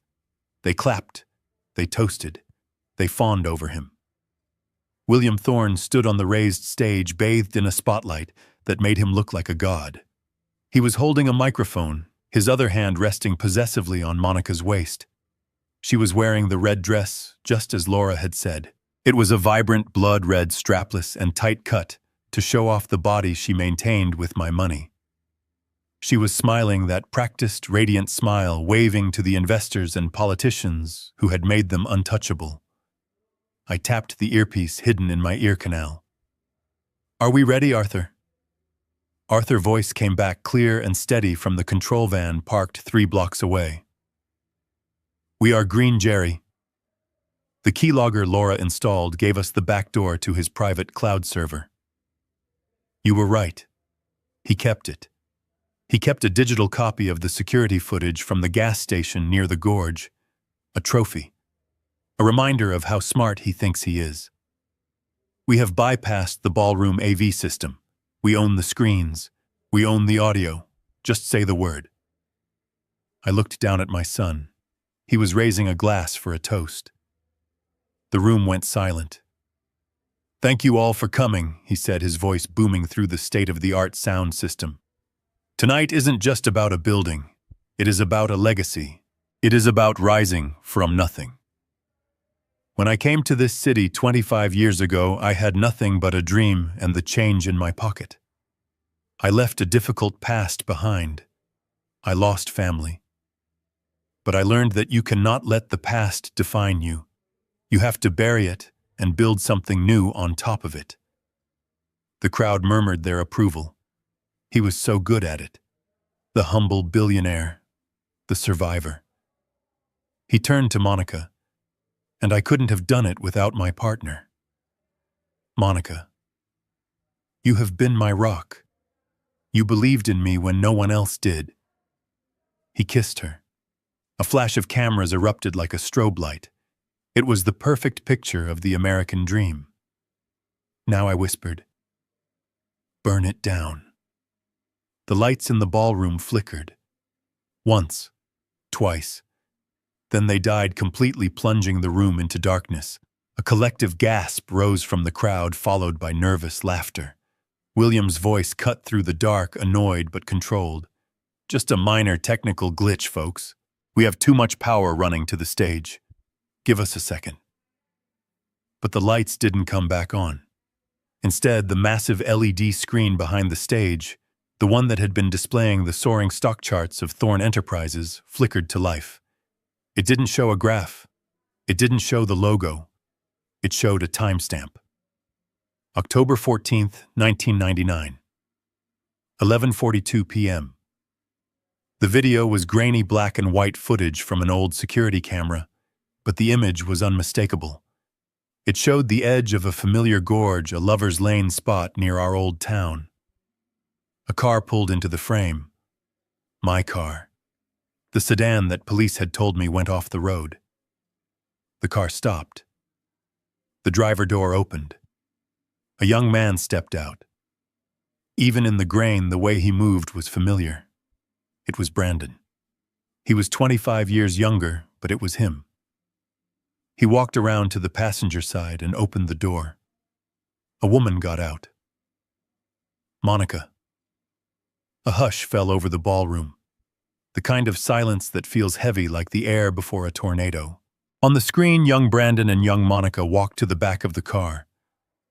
They didn't look sad. They didn't look like people in the middle of a tragedy. They were laughing. Monica lit a cigarette. Brandon leaned against the trunk and kissed her. Then they got to work. They put the car in neutral. They positioned themselves behind the bumper. And they pushed. The car rolled slowly toward the edge of the ravine. As it tipped over the ledge, disappearing into the darkness below, Brandon threw his hands in the air in a gesture of victory. He hugged Monica, spinning her around. Then they turned and walked away, hand in hand, disappearing into the night. The video froze on that final frame, the timestamp blinking. For 10 seconds, nobody breathed. The cognitive dissonance in the room was palpable. They were looking at the man on stage, the titan of industry, and they were looking at the boy on the screen, committing insurance fraud and faking his own death. Then the murmurs started, a low rumble that grew into a roar. "What is this?" William shouted, his voice cracking. "Turn it off! Cut the feed! Security!" He waved frantically at the sound booth at the back of the room. But the technicians were helpless. Arthur had locked them out. The screen remained frozen, a giant glowing accusation. Monica pulled away from him, stepping back, her hands covering her mouth. She looked at the screen, then at the crowd, her eyes wide with terror. She knew exactly what that video meant.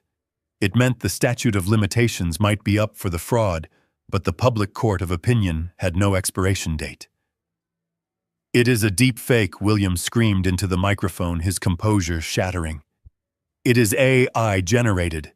Someone is hacking us. This is corporate sabotage. Don't believe what you are seeing."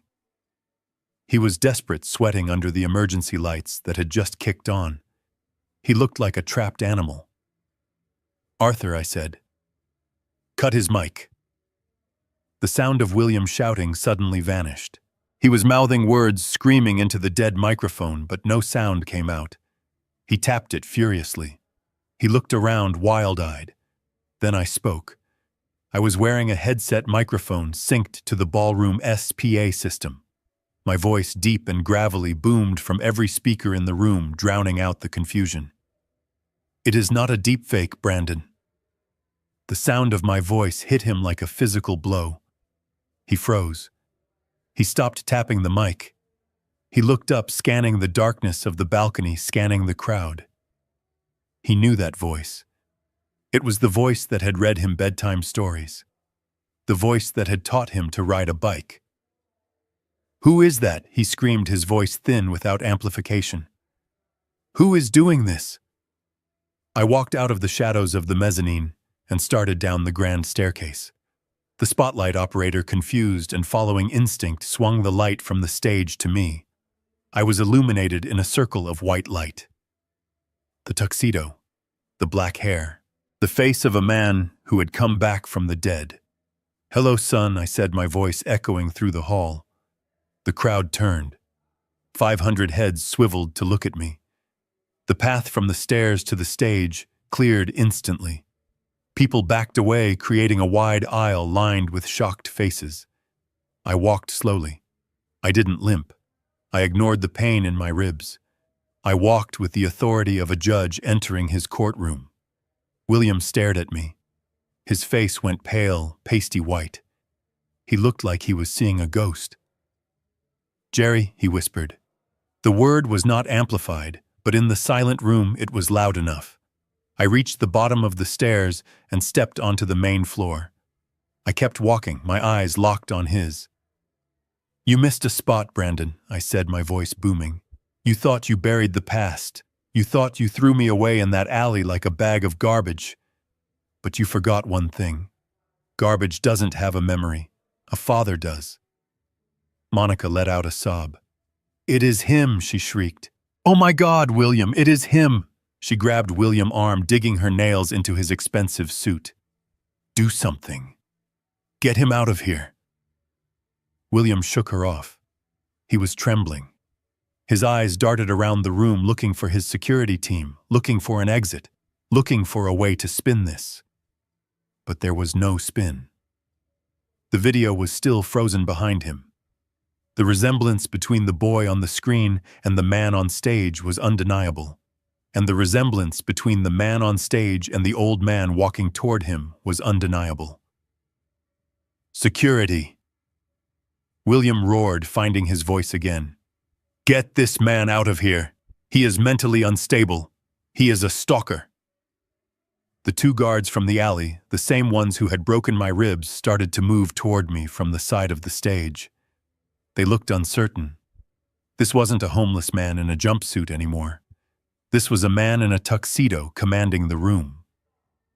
"I wouldn't do that, gentlemen," I said calmly, not breaking stride.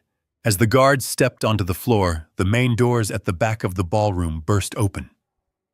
"Federal agents. Nobody move." A dozen agents in FBI windbreakers swarmed into the room, guns drawn. They fanned out, securing the exits, blocking the stage. The crowd screamed and scattered. The security guards froze, putting their hands up. I didn't stop walking. I walked right up to the edge of the stage. I was 5 feet away from my son. I could see the sweat beading on his upper lip. I could see the terror in his eyes. "You told them I was dead," I said. "You told them I was senile. You told them I was dangerous." I climbed the stairs to the stage. William backed away until he hit the podium. Monica was cowering behind him, weeping into her hands. "But here I am," I said, standing next to him. "I am alive. I am sane. And I am the most dangerous thing you have ever met, because I know who you really are." I turned to the crowd. The FBI agents were holding their positions, letting this play out. Arthur had arranged that too. He had given them the bigger fish, the money laundering evidence, on the condition that I got my moment. "Ladies and gentlemen," I said into my headset, "the man you know as William Thorne does not exist. He is a fiction, a ghost story invented by a coward who killed his own brother and abandoned his parents for an insurance check." Murmurs of shock rippled through the room. "His name is Brandon Dawson," I continued, "and 25 years ago he pushed his brother Richard off a cliff because he wanted more. And 3 days ago he tried to do the same to me." "Lies," William screamed, lunging at me. "It is all lies. He is crazy." He grabbed for my throat. But he was slow and desperate. I didn't even have to hit him. I just stepped aside. He stumbled, crashing into the podium. The FBI agents moved in. "Brandon Dawson, put your hands behind your back." William scrambled up, looking wild. "My name is William Thorne. I am a billionaire. You cannot touch me. I have lawyers. I have money." I looked at him. I smiled a cold, hard smile. "About that money," I said. I pointed to the screen. The image of the car disappeared. It was replaced by a bank transaction log. It showed a transfer. "Sentinel Trust to Seattle Children's Hospital. Amount $200 million. Status completed. William stared at the screen. He blinked. He read it again. "What is this?" he whispered. "Where is my money? It is gone," I said. "I donated it. In memory of Richard Dawson." "No," he wailed. "No, no, no. That is my money. That is everything. It was never yours," I said. "It was stolen, and now it is doing some good." He fell to his knees. He looked at his hands, then at me. The arrogance was gone. The king was dead. All that was left was a greedy little boy who had lost his toy. Monica screamed a high, piercing sound as an agent cuffed her wrists. "You did this," she spat at me as they dragged her past. "You ruined everything." "I didn't ruin anything, Monica," I said. "I just turned on the lights." William looked up at me as they pulled him to his feet. Tears were streaming down his face, mixing with the sweat. "Dad," he pleaded. "Dad, please. Tell them it is a mistake. I am your son." I looked at him. I looked at the scar on his chin, the one I had stitched with my own hands. I felt a pang of grief for the boy he used to be, but it was quickly buried by the memory of the cold soup, the basement, and the order to kill me. "My son died 25 years ago," I said, my voice flat. "You are just a stranger with his face." The agents hauled him away. The crowd watched in stunned silence. I stood alone on the stage under the spotlight. I took the earpiece out. I took a deep breath. My ribs hurt, but for the first time in a very long time I could breathe. The silence in the ballroom was broken by a sound that made my skin crawl. It was laughter. A dry, hacking laugh that started low in William's throat and grew until it echoed off the vaulted ceiling.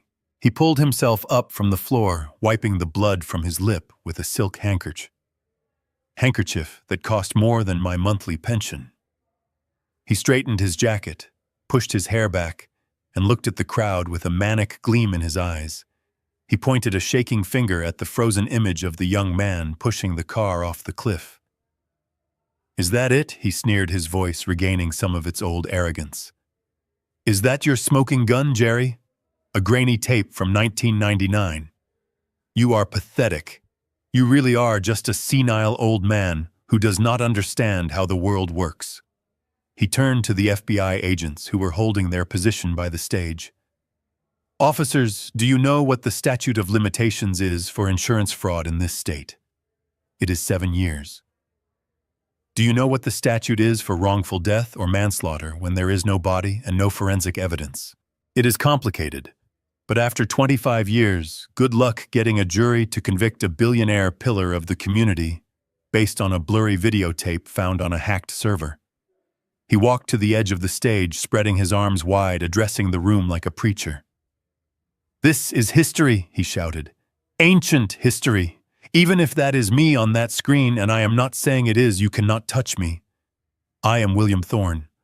I built this city. I employ half the people in this room. You think a ghost story is going to bring me down?" He turned back to me, his eyes full of hate. "You missed your window, Dad. You should have stayed dead. You cannot prosecute me. I am untouchable." Monica stood up, brushing off her dress. She saw the confidence returning to her husband, and she latched onto it like a lifeline. She pointed at me. "He is right," she shrieked. "This is slander. We are going to sue you for everything. We are going to bury you in legal fees until you die in that gutter you crawled out of." For a moment, the crowd wavered. I could see the doubt creeping into their faces. Money has a gravity of its own. People want to be near it. They want to believe that the man who signs the checks is invincible. William saw it too. He smiled. It was the smile of a man who thinks he has just bluffed his way out of a hanging. "You are right, Brandon," I said, my voice calm, amplified by the speakers. "The statute of limitations on the fraud has expired. You might even beat the murder charge with a high-priced legal team. You are very good at manipulating the law." I reached into the inside pocket of my tuxedo. William flinched, thinking I was reaching for a weapon. But I only pulled out a thin tablet. "But I am not a lawyer," I said. I am a forensic accountant, and while the law has time limits, money does not. Money leaves a trail. It leaves footprints in the snow, and you left a very muddy path. I tapped the screen of the tablet. The image on the massive wall behind me changed. The video of the car crash vanished. In its place, a complex diagram appeared. It looked like a spider web of lines and boxes. At the center was a black box labeled Sentinel Trust. William stopped smiling. He squinted at the screen. You thought you were clever using the Sentinel Trust to wash your money, I said, walking closer to him. A blind trust registered in the Cook Islands with no named beneficiaries, only a bearer bond structure. It is the perfect vehicle for money laundering. You move the cash in, you move it out, and nobody knows who owns it. That is private financial data. William stammered. That is illegal to show. It would be illegal, I interrupted, if I didn't own it. The room went deadly silent. William looked at me, his face twisting in confusion. What are you talking about? He whispered. You made a mistake, son, I said. A technical error. When you set up the Sentinel Trust 20 years ago, you used a shell company as the trustee to add another layer of anonymity, a company called Blue Horizon Holdings. You forgot to pay the renewal fees on the business registration 3 months ago. It went dormant. I took a step forward, enjoying the way he shrank back. My friend Arthur Wallace found that dormant registration yesterday morning. He bought the shell company for $500. And because I now own the company that acts as the trustee for your trust fund, I legally have full administrative access to every asset held within it. I swiped the tablet screen again. A bank statement appeared. It was the account in the Cayman Islands, the one he had just transferred his war chest into. The balance shone in bright green numbers, $200 million. You tried to move your liquid assets tonight, I said. You thought you were hiding them in a Swiss vault. But because I control the trustee, I control the routing. You didn't send that money to yourself, Brandon. You sent it to me. No, he gasped. That is impossible. You cannot do that. Ooh, I just did, I said. I tapped the screen one more time. A transfer authorization window popped up. It was massive, projected 20 feet high for everyone to see. Sender Sentinel Trust, recipient Seattle Children's Hospital Foundation, amount $200 million. Memo in memory of the man you used to be. William lunged for me. He screamed a sound of pure animalistic loss. He didn't care about the murder charge. He didn't care about the fraud. But this was his money. This was his God. Don't you do it, he roared, clawing at the air. I pressed the button. Execute! On the big screen, a loading bar appeared. It filled in less than a second. A green checkmark flashed. Transfer complete. A collective gasp went through the room. $200 million had just vaporized from the accounts of William Thorne.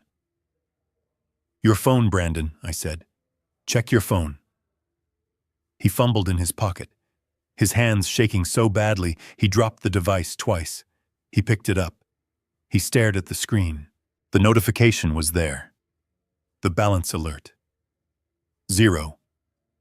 It is gone, he whispered. It is all gone. Not just that, I said relentlessly. I am not done. Since I own the trustee company, I also have access to the liability clauses. Did you know that the Sentinel Trust has a clawback provision for debt coverage? I swiped the tablet again. A list of his creditors appeared. The banks that financed the tower. The private lenders. The construction unions. I just triggered the default clauses, I said. Every loan you have is now due immediately.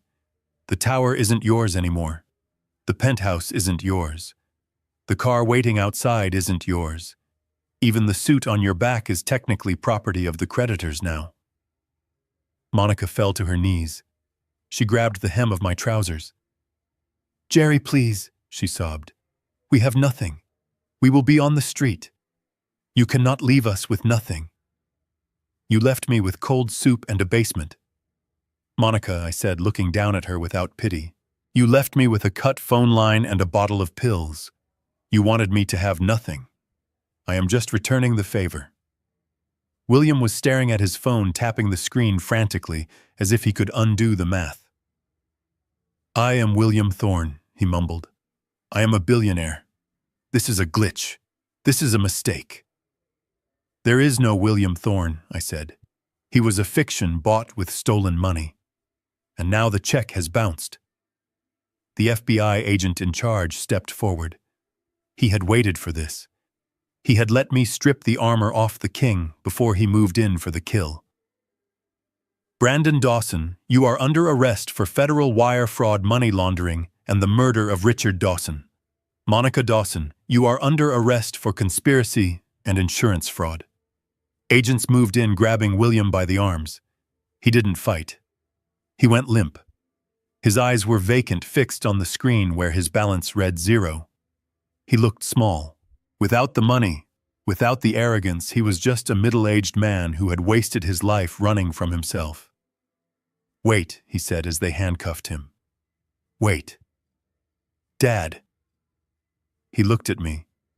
It was the first time he had looked at me with anything other than contempt in 25 years. Dad, fix it. You can fix it. You are an accountant. You can undo the transfer. Please, I will give you anything. I will give you the house. I will give you a room upstairs. Just get the money back. I looked at him. I saw the 10-year-old boy who cried when he fell off his bike, but that boy was gone. The thing standing in front of me was a hollow shell. I cannot fix you, Brandon, I said, my voice breaking. I spent 25 years mourning you. I cried for you every day. I wished I had been a better father. I wished I had given you more. But I realize now that nothing I gave you would have ever been enough. You have a hole inside you that no amount of money can fill. I turned my back on him. Take him away, I said to the agents. No, Monica screamed as they dragged her off the stage. She kicked and spat, her red dress bunching up around her legs. You old fool. You ruined us. I hope you die alone. I watched them go. I watched them get dragged through the crowd of people who had cheered for them an hour ago. No one moved to help them. No one offered a lawyer. The crowd parted like the Red Sea, recoiling from the stench of failure. I stood alone on the stage. The screen behind me still showed the 0 balance. The room was silent save for the murmurs of shock. I felt a hand on my shoulder. I turned. It was Arthur Wallace. He had come up from the control van. He was smiling, but his eyes were sad. It is done, Jerry, he said quietly. They are gone. I looked at my hands. They were steady now. The trembling had stopped. Is it over? I asked. Arthur nodded. The money is with the hospital. The evidence is with the FBI. The tower will go into receivership by morning. They have nothing left to fight with. I looked out at the sea of faces. I saw Laura standing near the exit. She was crying, but she was standing tall. She nodded to me. A silent acknowledgement. We had survived. I took the microphone off my head and laid it on the podium. Let's go, Arthur, I said. I want a hamburger, a real one with salt. We walked off the stage, leaving the empty shell of William Thorne's empire behind us. I didn't look back. I didn't need to. The past was finally buried, and this time it would stay dead. The silence in the ballroom was broken by the sound of sirens wailing in the distance, getting closer with every heartbeat. But the real storm was already inside. I stood on the stage, the digital receipt of the $200 million donation still glowing on the massive screen behind me like a tombstone for Thorne Enterprises. The 0 balance on William's phone was not just a number. It was the end of his world. The doors at the back of the room burst open again. This time it wasn't a single voice. It was a raid. Federal agents in tactical gear poured in, moving with the heavy precision of a sledgehammer. They didn't care about the champagne or the caviar. They fanned out, securing the perimeter, their eyes locked on the man kneeling on the stage. FBI, nobody move. The command echoed off the crystal chandeliers. The crowd, the elite of Seattle, who had been sipping champagne minutes ago, scattered like roaches when the lights come on. They pressed against the walls, desperate to distance themselves from the radioactive fallout of William Thorne. Brandon didn't run. He couldn't. He was still staring at his phone, his brain unable to process the magnitude of the loss. He was catatonic, frozen in the wreckage of his own greed. But Monica was not catatonic. She was vibrating. The shock of the empty bank account had worn off, replaced by a primal animalistic panic. She looked at Brandon, the man she had conspired with, the man she had lied, for the man she had sold her soul to. She saw him kneeling there, broken and penniless, and something inside her snapped. The facade of the devoted wife, the elegant partner, shattered into 1,000 jagged pieces. "You promised me," she screamed. It was a sound so raw it made the agents pause. She lunged at him.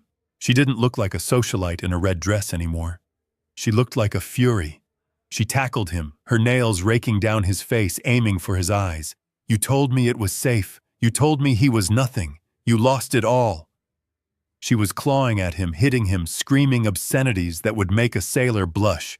It was ugly. It was the sound of rats eating each other on a sinking ship. Brandon tried to shield his face, his arms flailing weakly. "Get off me!" he yelled, his voice cracking. "It is your fault. You spent it. You wanted the penthouse. Agents swarmed them, pulling Monica off by her waist." She kicked and spat, her heels scraping against the polished wood of the stage. Her dress tore. Her hair was a wild mane. She pointed a shaking finger at him as they dragged her back. "He killed Richard," she shrieked, desperate to trade anyone for her own freedom. "He told me he did it. I have the journals. I wrote it all down. I am a witness. I want a deal." Brandon stared at her, blood welling in deep scratches on his cheek. His eyes were wide with betrayal.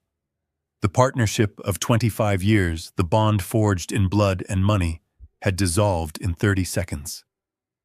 "You witch," he spat. "You were there. You pushed the car." The agents slammed him to the deck, cuffing his hands behind his back. The metal clicked. The sound of finality. "Brandon Dawson, you are under arrest for money laundering, wire fraud, and the murder of Richard Dawson." He struggled against the weight of the agent on his back, turning his head to the side, his cheek pressed against the floorboards. His eyes found me. I hadn't moved. I was standing 5 feet away, watching the demolition of my family. "Dad!" he screamed. The word hit me in the chest. Dad. He hadn't called me that since he was 20, since before the gorge, since before he became William. "Dad, help me, look at what they are doing." The agents hauled him to his knees. He was weeping now, snot and blood mixing on his face. The arrogance was gone. The billionaire was gone. All that was left was a terrified child who had broken a window and wanted his father to fix it. "I didn't mean for it to happen. It got out of control. I can fix this. I can make it back. You have to help me. You are my father." He shuffled forward on his knees, straining against the agent's grip. "Please, Dad. I am your son. I am Brandon. Remember the fishing trip.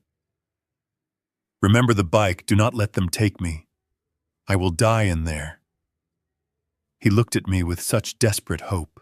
He truly believed that after everything, after the theft, the lies, the attempt on my life, that the bond of blood was a get-out-of-jail-free card. He thought he could appeal to the sentimental old man he had locked in the basement. I looked down at him. I saw the scar on his chin. I remembered stitching it up. I remembered holding him when he cried. I remembered the pride I felt when he graduated. But then I remembered the cold soup. I remembered the look in his eyes in the bathroom mirror when he ordered his guards to break my ribs. I remembered the voice recording of him planning to kill me. I felt a tear roll down my cheek. I didn't wipe it away. It was the last tear I would ever shed for him. I looked him in the eye. The silence in the room was absolute. Even Monica had stopped screaming to listen. "You are mistaken," I said. My voice was quiet, but it carried to the back of the room. "My son is not here." Brandon froze. His mouth opened, but no sound came out. "My son was a good man," I continued, my voice hardening into steel. "He had a heart.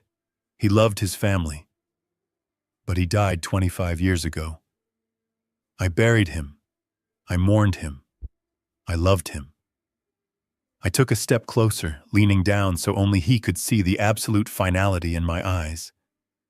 You are just a stranger who stole a dead man's face to hide his crimes. And I do not know you." I straightened up and looked at the agents. "Get him out of my sight." "No," Brandon wailed. It was a sound of pure desolation. "Dad, no!" The agents dragged him away. He dug his heels in, screaming my name, begging, pleading. But I turned my back. I looked out at the empty ballroom, at the debris of the party, at the shocked faces of the strangers who had worshipped a false idol. I saw Laura standing by the exit. She was crying, but she wasn't looking at her parents. She was looking at me. She nodded. A small, brave movement. I nodded back. The screams faded as the heavy doors swung shut behind them. The room was quiet. The screen behind me went dark. Arthur Wallace stepped out from the shadows of the wings. He walked over to me, his cane tapping a steady rhythm on the stage. He put a hand on my shoulder. "It is done, Jerry," he said softly. I let out a breath I felt like I had been holding for 25 years. My ribs ached. My heart ached. But the weight was gone. "Let's go, Arthur," I said, unbuttoning my tuxedo jacket. "I need a drink, and I need to start living." We walked off the stage together, leaving the empty shell of the Thorn Empire in the dark. I didn't look back. There was nothing there for me anymore. My son was dead. But I was alive. And for the first time in a long time, the future was blank, and it was mine. The Federal Detention Center in downtown Seattle was a concrete monolith that smelled of industrial cleaner and misery. It was a far cry from the penthouse suites and ballrooms my son was accustomed to. I sat in the visitor area on a metal stool that was bolted to the floor, waiting. The room was cold. My ribs still ached, a dull, throbbing reminder of the price I had paid to be here, but the pain felt distant now.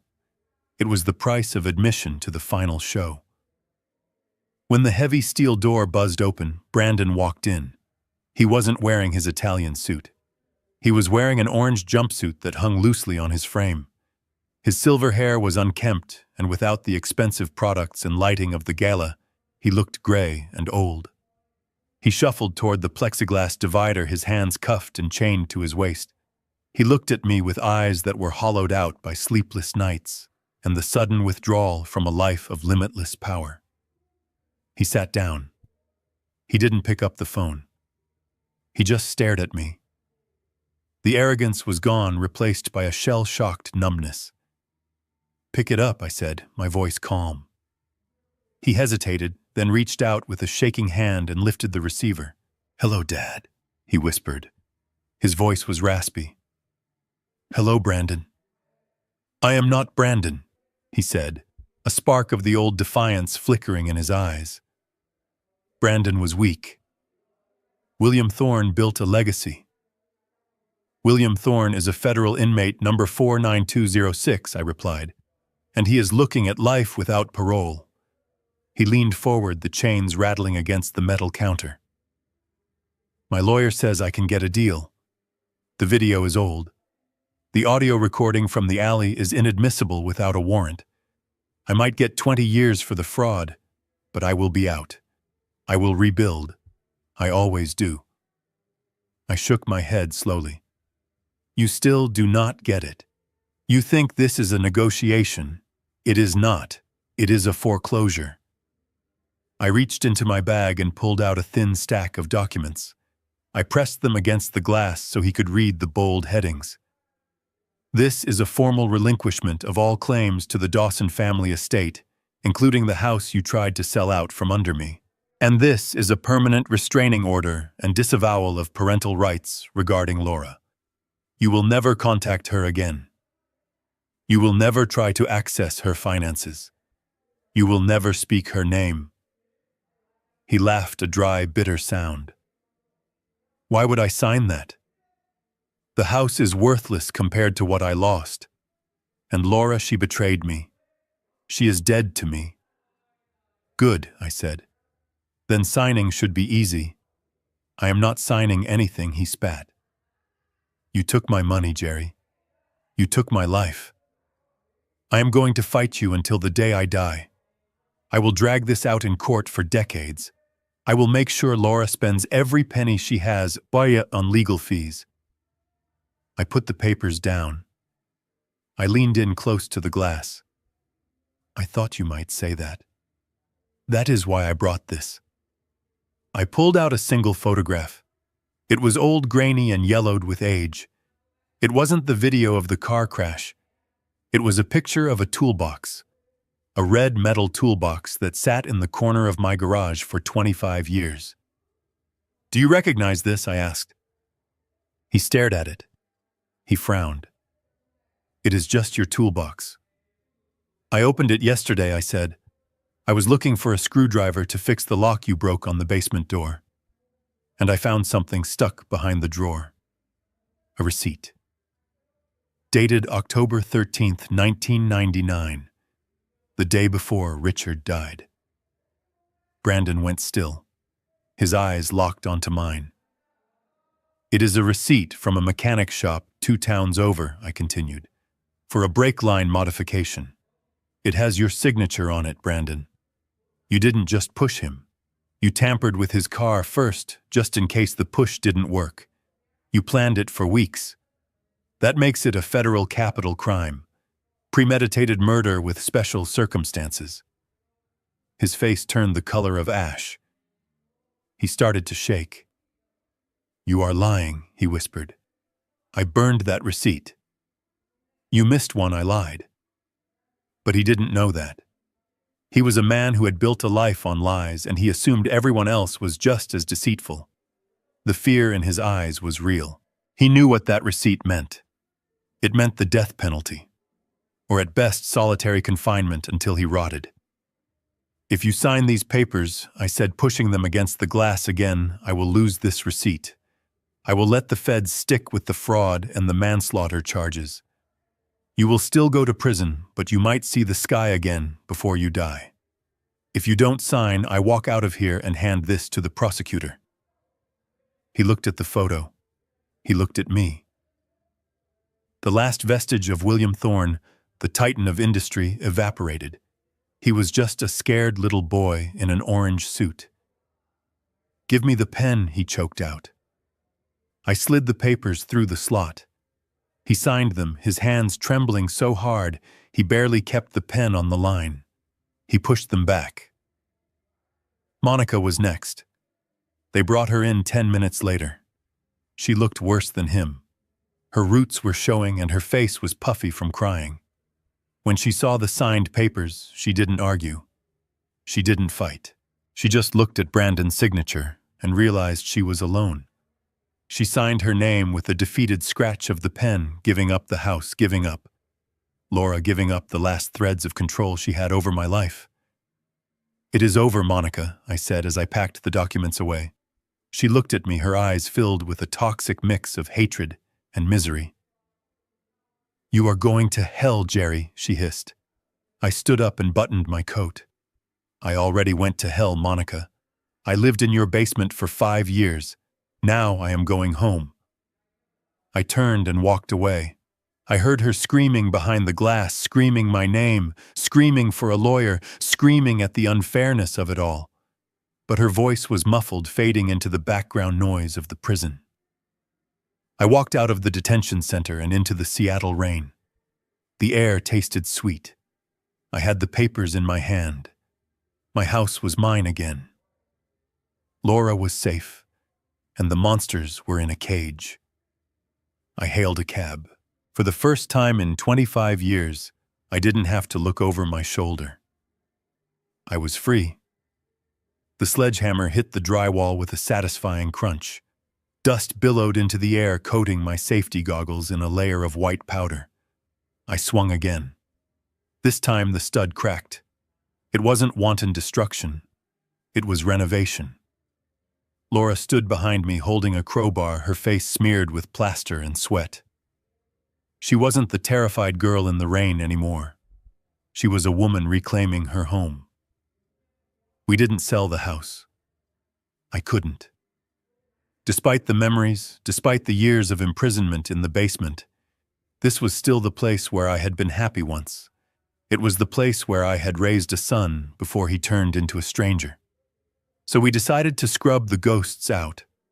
We tore down the wall that separated the kitchen from the living room, letting the light flood in. We ripped up the carpets that smelled of Monica's perfume, and most importantly, we took the door off the basement hinges and burned it in the backyard fire pit. The basement isn't a prison anymore. It is an archive. 3 months have passed since the day William Thorne ceased to exist. In that time, Laura and I have been busy. We didn't keep the money, but Arthur Wallace made sure we kept enough of the legitimate assets from the clawback to fund our new venture. We turned the ground floor of my house into an office. There is no sign out front, no advertisement in the paper, just a word-of-mouth network that started with the letters I received after the news broke. The Dawson Advocacy Group. We don't charge fees. We don't bill by the hour. We help the people who have been forgotten. The seniors whose children view them as ATMs. The widows whose financial advisors are sharking them. The people who are told they are crazy when they are actually just inconvenient. Arthur handles the legal threats. He enjoys it. He says it keeps him young to scare con artists who think they are untouchable. Laura handles the intake. She quit the hospital the day after the arrest. She said she was tired of treating symptoms, she wanted to treat the disease. She sits with our clients, she holds their hands, and she listens. She believes them. That is usually all they need, a witness to their reality.